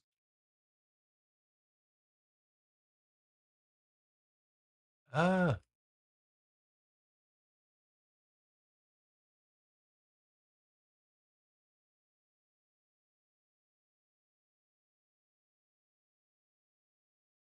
you can really,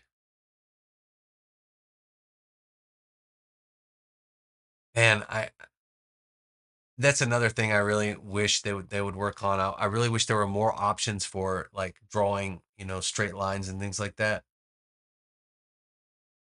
This pyramid's gonna be big, right? If I really want to get Blade Runnery with it, something like that. And the center would be somewhere around here. So then this line over here is kind of garbage now. Um,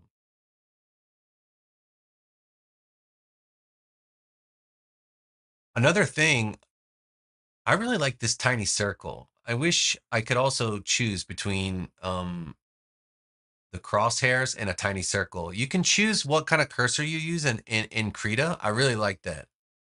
I wish we could also do the same in Affinity. I like the crosshairs in 2.2 beta, but the the tiny circle is also really nice. I'm kind of torn.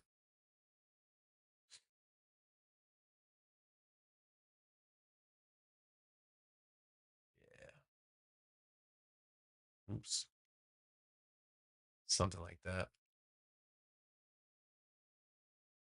Can't even see it. Doesn't even matter. Anyway, that is the perspective tech that I wanted to show you guys.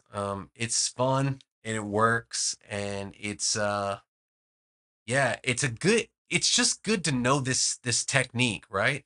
Like I said, whenever I go off stream, I'll put the links to the videos that I watched down in the description.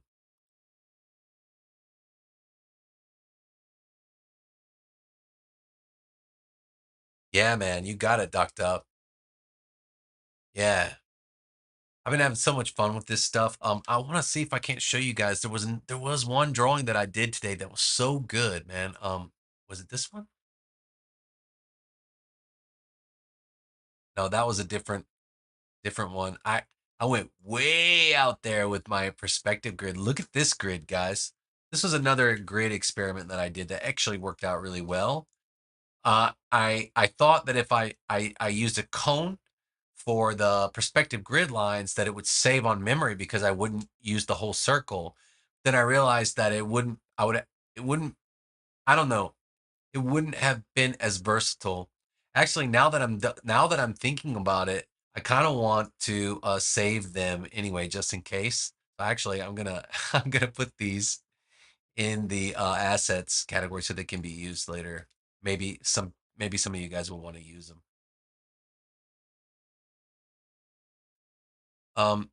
The thing that's negative about these tools that I built here are that they only work. They will only be wieldy enough to use on large form projects. This is an 11 by 17-inch ledger paper turned on its side. That's a pretty big file, especially it's also at 600 DPI because I'm drawing like for comics and stuff. If you try to use these tools on smaller canvases, it'll just eat the canvas. You won't even have any, you, you won't even be able to draw. So I've got to figure out a way. I mean, there's, check it out. I mean, they're scalable, right? Let's put this to 25%. And because I didn't, use any kind of scaling on them, or the lines are much more visible. So that's kind of a nice thing, right? It, you know, you can work on smaller canvases with the tool. Maybe I'll just, I'm gonna have to organize all this stuff later, but I'll put it in here for later, and then that'll be the small version. I'll get it all organized later. But yeah, if you want to work on smaller canvases, it's just super useful to know this technique of having a picture plane, setting a focal point, knowing the field of vision. I didn't know any of this stuff.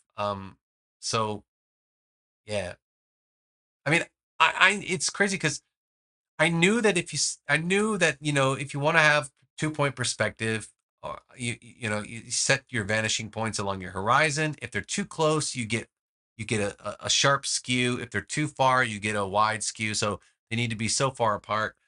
But this field of vision concept really, really helped. So I really liked it.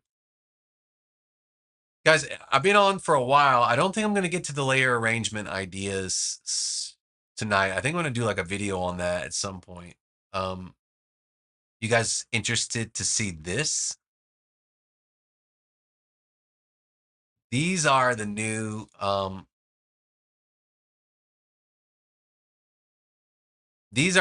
keyboard shortcut commands for brush tools in Affinity Designer Beta 2.2, which will basically make it to 2.2 as soon as they decide to update. Let's take a look at them and see what we can see. All right. What did we know already and what didn't we know? Oh, let's see. Can I mark these up? Can I mark this up with my tools here? Yes. Okay.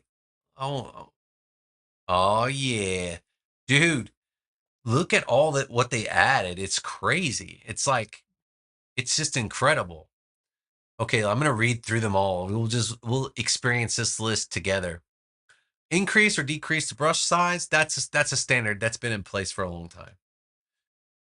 With the bracket keys, decrease or increase brush hardness in 10% increments. Shift plus these. Okay, that is something I didn't know, but it looks like they just added that because it's red. So actually, let's try that. Let's see what it looks like. That's so cool. I'll use an ink brush. I'll go in here. Okay. Now let's go shift bracket,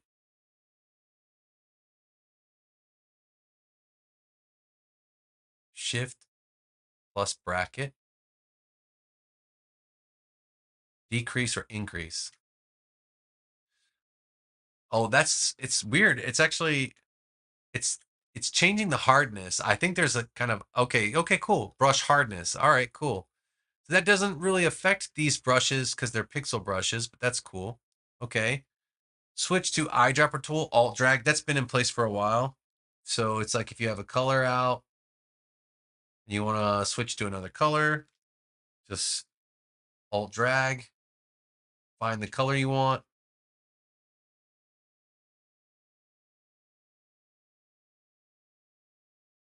And there you go. Number keys for opacity strength. That's cool. Let's try it.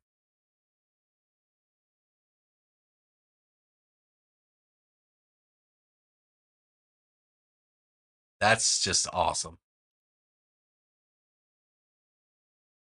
How many times have you wanted to do like a rough drawing and you got to switch to another brush to do it?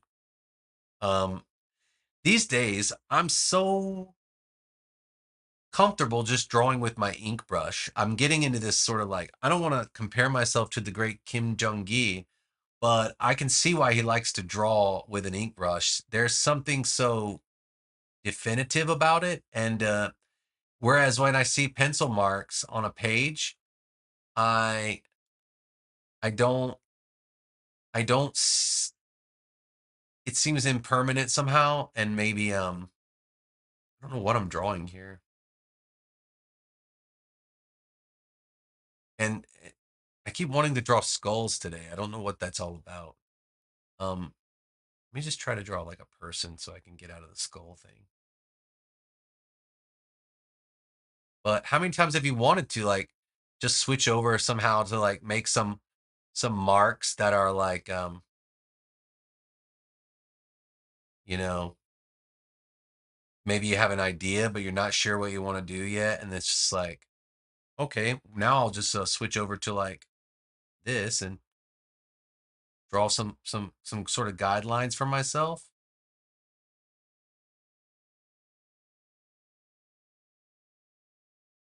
Maybe I don't like those lines yet. I don't know what I want to do.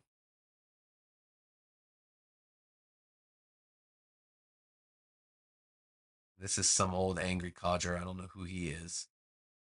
But maybe he's some kind of a bad dude, bad wizard. He's a bad wizard with his bad wizard hat. And then I can just go back to 0. It's just awesome stuff.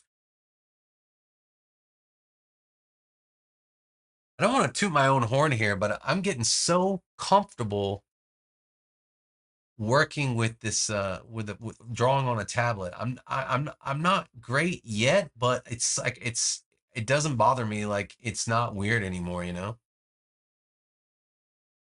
Ever done ballpoint pen? Sometimes at work, like when I'm in the middle, like like there's a time between class, I'll like pull out a ballpoint pen and get busy. But I've never really made a habit of it or anything like that.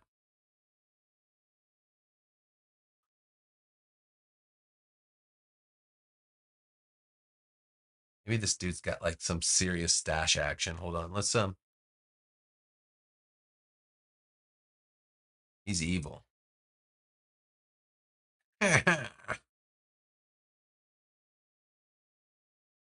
Just wait until I cast my spell.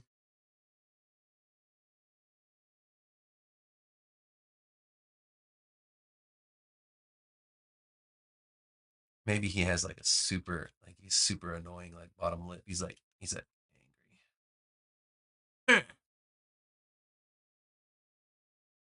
There he is.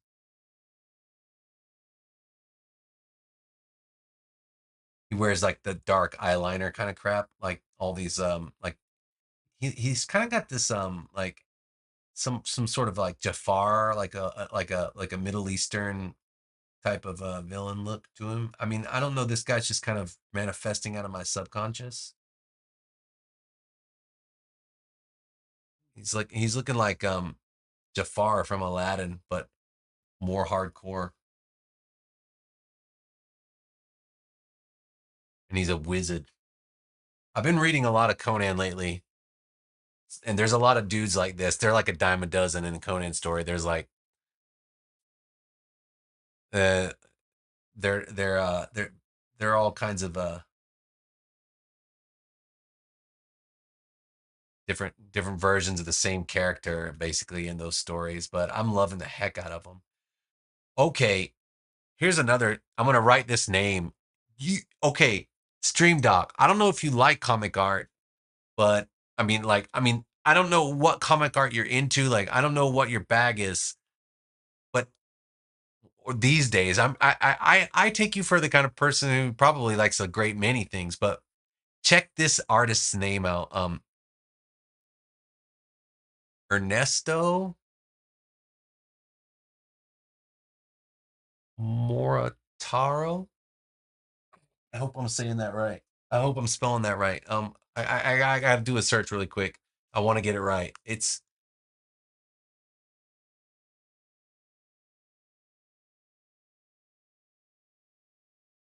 Mortaro.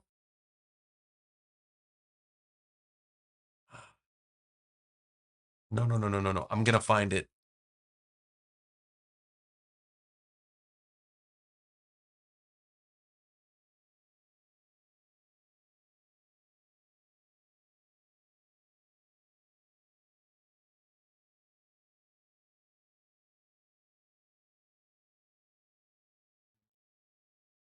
Is it Ernesto? Maybe I'm Esteban. Esteban. Okay, there are two. There's all right. Here's another one. Um,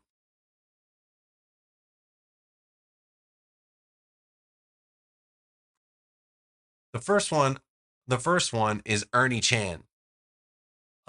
This dude's legendary. Ernie Chan.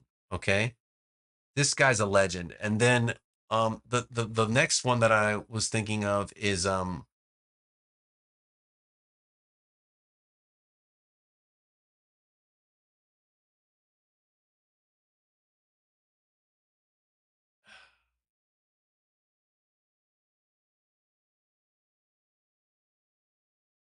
a minute.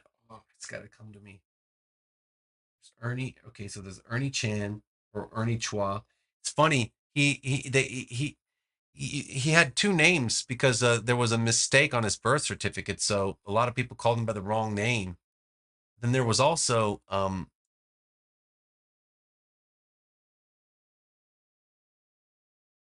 Esteban Morodo. That's it. You got it. You nailed it. Nailed it, dude. I am in love with his art, man. I mean, Esteban. I get. It's like I just discovered him. I never seen his work before, and now that I'm reading all this Conan, I came across it for the first time ever yesterday, and I'm just, oh my god, it's the way this guy draws is just, it's so incredible and beautiful. I've never, I don't know, man. That was way before my time, you know. So the Conan that I know, the Conan that I grew up with, is John Buscema. That's the Conan that I know. I didn't know about these guys. I didn't know about Ernie Chan, and I didn't know about Esteban Morodo. And oh my God, like I want to see everything that they've done now. But yeah, man, these guys are comic gold. I love them. I mean, they're just incredible. I love the expressions that Esteban is capable of getting out of the characters, and like the way he draws the body language, and like it's just incredible. He was not some kind of a jobber, like, you know, draw comics the Marvel way type dude. He was, I mean, his art is just, it's just legendary. I've never seen anything like it. It's so cool. Um, I mean, it seems to me that perhaps his body of work is not like super um huge, because I don't know. I'm gonna have to search and find out, but I mean, I never heard of him. It's just before my time, man.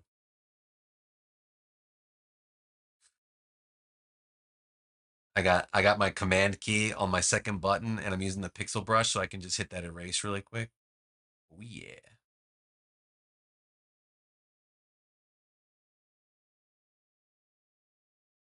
This guy's nose is not annoying and evil enough. I feel like I want to change it. I want to give him something like almost cartoony. I'm in the middle, right? I kind of want to do like these cartoon styles, like, but I don't know. These days, my influences are all over the place, so I haven't really, yeah. I don't know. Sometimes I can't make up my mind if I want to go like full blown cartoon style or just like I don't know. Anyhow, anyway, yeah, man. Thank you, Esteban Moroto, Stream Doc. Do you into? I mean, are you knew his name, or did you look it up, or did you know it? Because I mean, are you? Can you recommend any of his books or art that you know of? I know that he did a lot of work on Savage Sword of Conan, so these days that's what I'm looking at is Savage Sword of Conan.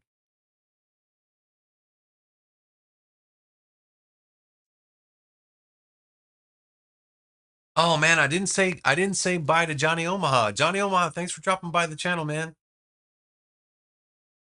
Dang, man, you got it.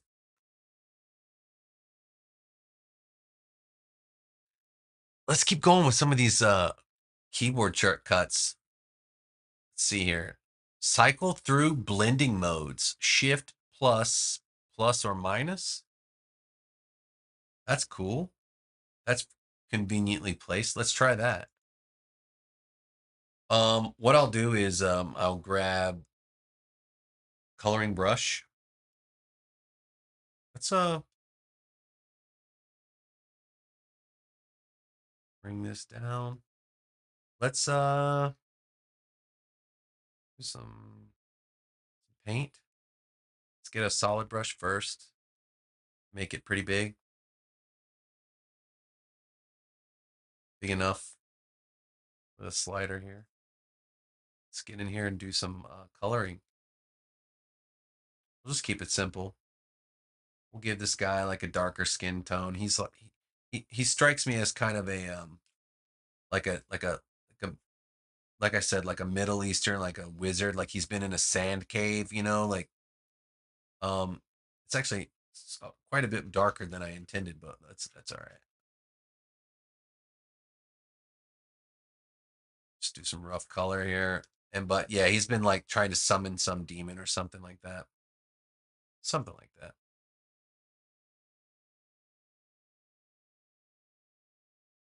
Yeah. Oh yeah, I got my slider on my tablet too. And then we'll give him like a wizardly color for his gear here. We'll give him like a let's go with something like let's go with something like reddish. I'll go dark red. I've got this idea. We're gonna test those layer modes. Yeah, man. Like there's a really great story that will get you into the mode of I like H.P. Lovecraft stories. There's a really great story called The Nameless City. It's like it's really descriptive and it's got a lot of you can just imagine the whole thing. It takes place in the desert and there's like guys in cloaks and robes and a lot of demon summoning and evil stuff going on.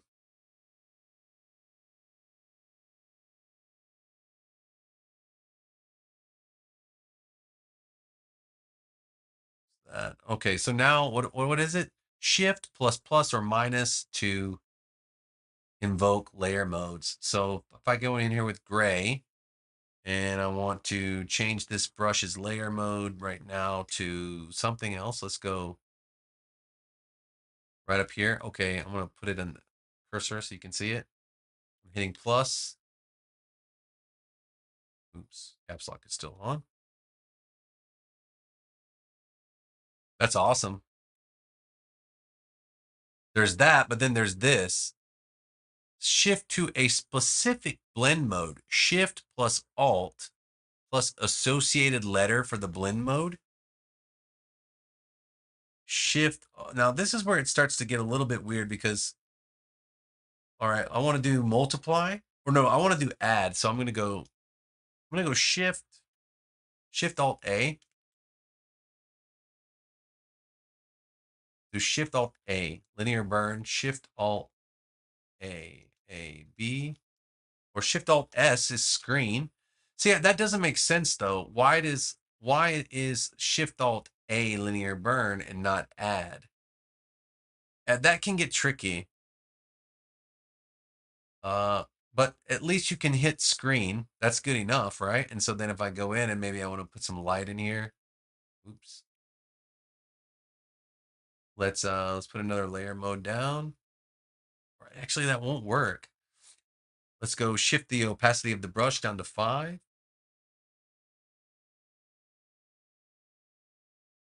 It works. It works. But it's not, I think these shortcuts are more for like digital painters and things like that. People that are doing like that kind of work, but hey man, they work. Well, what happens when I go over this? It's pretty cool. All right, there's that. Switch brush cursor to caps lock. Oh, that was the thing I talked about last time. I mean, it's so hype. I wish that we could change the key. I wish we could set the keyboard key ourselves because caps lock kind of gets in the way. It stays locked. I wish we could change it, but it's good enough for me, man. Just to get that crosshair, I like it a lot. Yeah, that's right. I would much rather make a custom brush. Like, I can't see myself using a great many of these things, but I mean, I have to always remember that I'm talking as someone who's not like a super bad to the bone, advanced, amazing, digital artist. Maybe some guys out there are like, you know, they're on cloud nine because of this edition. I just know that I like to have a different cursor, and I think the opacity thing is really cool too.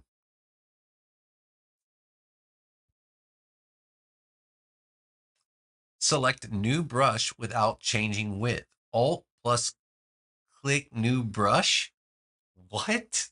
That's very specific. Okay, my current width of my brush is 160 pixels, but if I choose this brush, it'll change it to 64 pixels. So if I hit Alt plus click the new brush in the brush panel, Alt, I switch to that brush, but it doesn't change the size. That's pretty cool.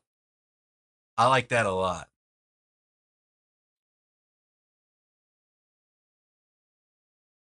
Yeah, I think so too. I think so too. I mean, the opacity stuff and this just being able to my sanity, just being able to have the crosshairs for my sanity, that's good enough for me to I'm super happy with. I'm really glad they added it. It's so cool. What the heck is this? Okay, wait, I'm getting ahead of myself.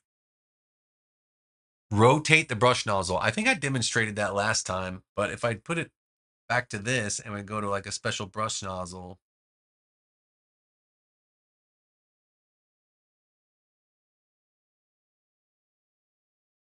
um,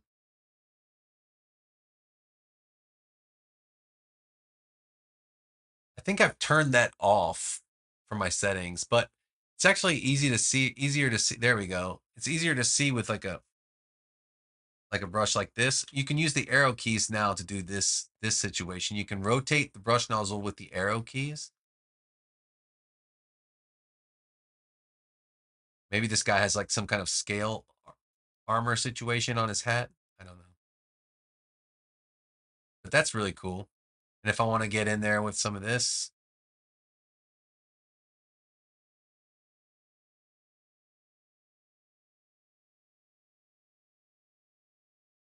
makes it really available.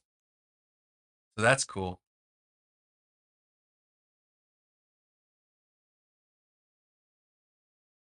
That's really neat. I like that one a lot too. Alt click plus new brush in the brushes panel. Okay, I did that one. Select new brush, ignoring any associated tool. That one has been in place. I already knew that trick. So basically, like if I want to stay using the pixel brush tool, but I want to use a different, or like maybe I want to use the like the erase brush tool with this brush, I can just switch to my eraser tool and then alt click this brush, and I can use it now with my eraser tool. That's kind of an old school trick. And then what else? Switch foreground and background color. I don't know about, oh, is it like this? Is it this? Yes. That might also be an old school trick, but if it is, I didn't know it because I've been using iPad so much. I just use my finger to do it. This is really neat.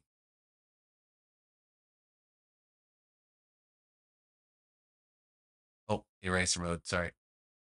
Let's go with this one.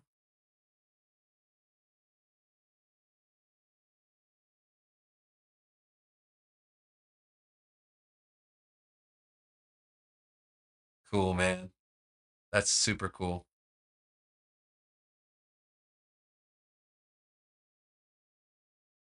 All right.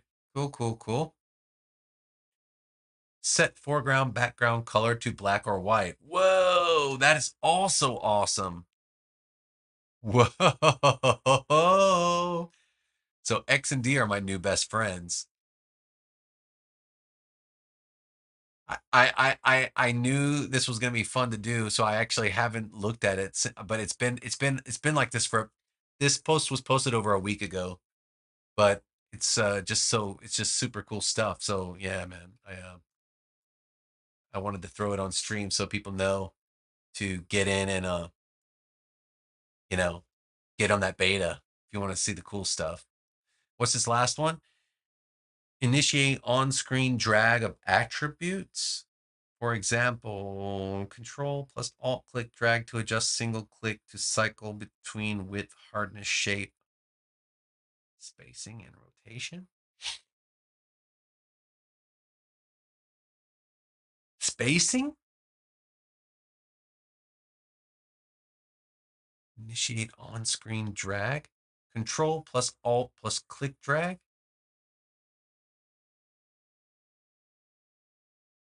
But shape is not in the control menu. I don't understand that one. Spacing is not here. Well, let me get this brush. Okay, so I'm gonna switch over to black. Control Alt click drag. Oh, you see that? That's pretty sweet. I mean, I can see that being super useful for somebody. I wish you could set which parameters. I wish you could set the parameters that would come up. Yeah, that's pretty cool. Man, these are fun, right? These are rad. I think my favorites so far are probably, let's see. I'm gonna have to mark my favorites here. Uh this guy, these are definitely some favorites. Um I think the cycling through the blending modes, whoa, what's that? Cycling through blending modes is cool.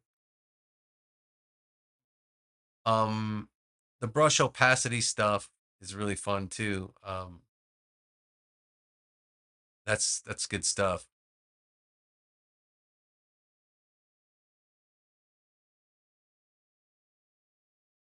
Yeah, well, I mean, say for example, Stream Doc Duck, like say for example you had like a stippling brush where the the nibs are spaced at a certain distance and you're trying to get a certain look, and maybe you just really quickly, with Alt and Control, you just drag and pull down and you can adjust the spacing of the brush and like, continue on working without having to go into the brush editor. That's super cool. It could be really useful for somebody who wanted to do that. Rotating the brush nozzle is also a really good one. I really like that. Select new brush without changing width is also just clutch. That's really cool because sometimes you're working at a certain scale and you don't have to keep resizing your brush. Like that's super awesome. I love how almost all of it's available on iPad too. Just a few of them are not. Super awesome. Super awesome, man. Yeah.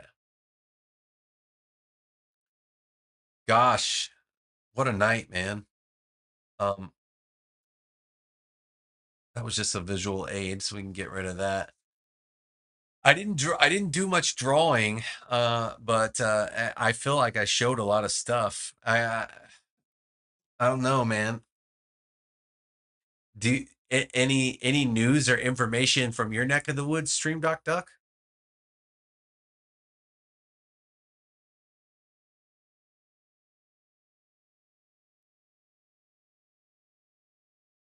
What a stream.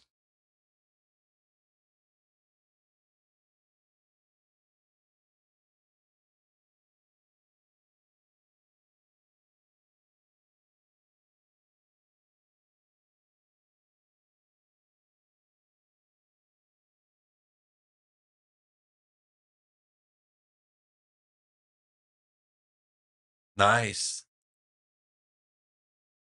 Um, there's a. I want to tell you the name of the video. I want to say it on stream that way I can remember. I mean, I'm gonna actually just copy the link right now, but go back to my history.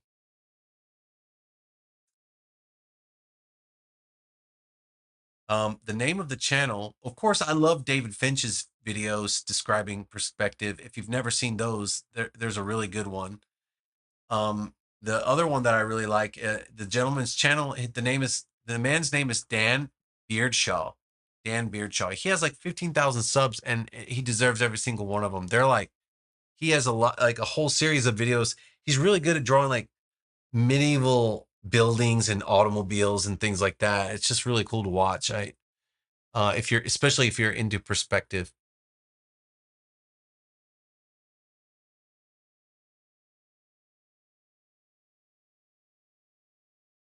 Yeah, man. You definitely these days. Um, I'm doing a lot of this, a lot of these cube drawings in different spaces, and like check out this little guy I did today.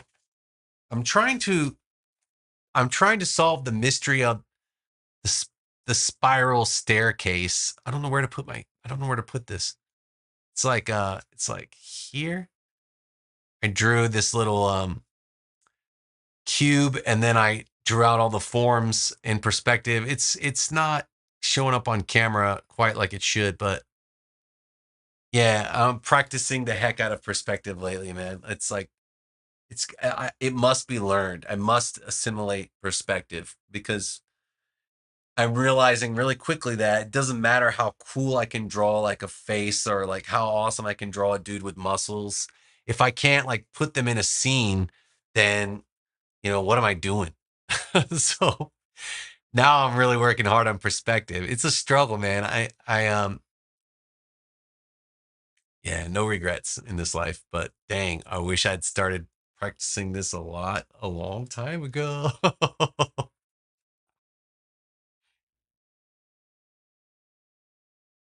Oh man.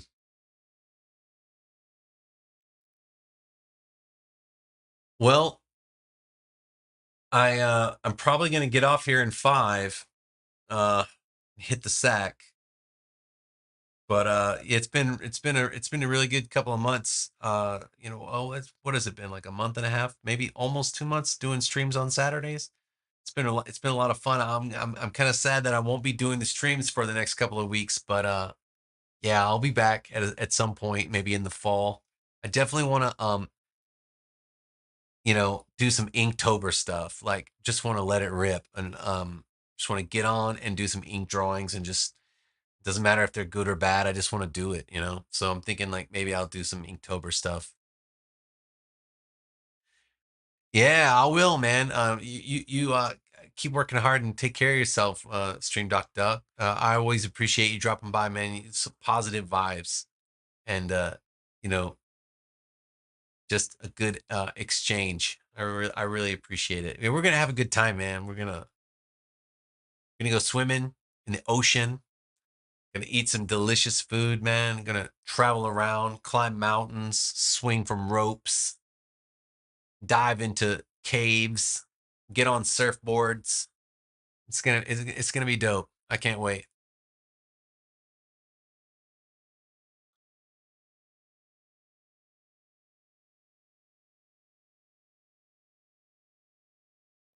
With that, Doc Duck, I'm gonna say bye to everybody in the chat. Thank you guys.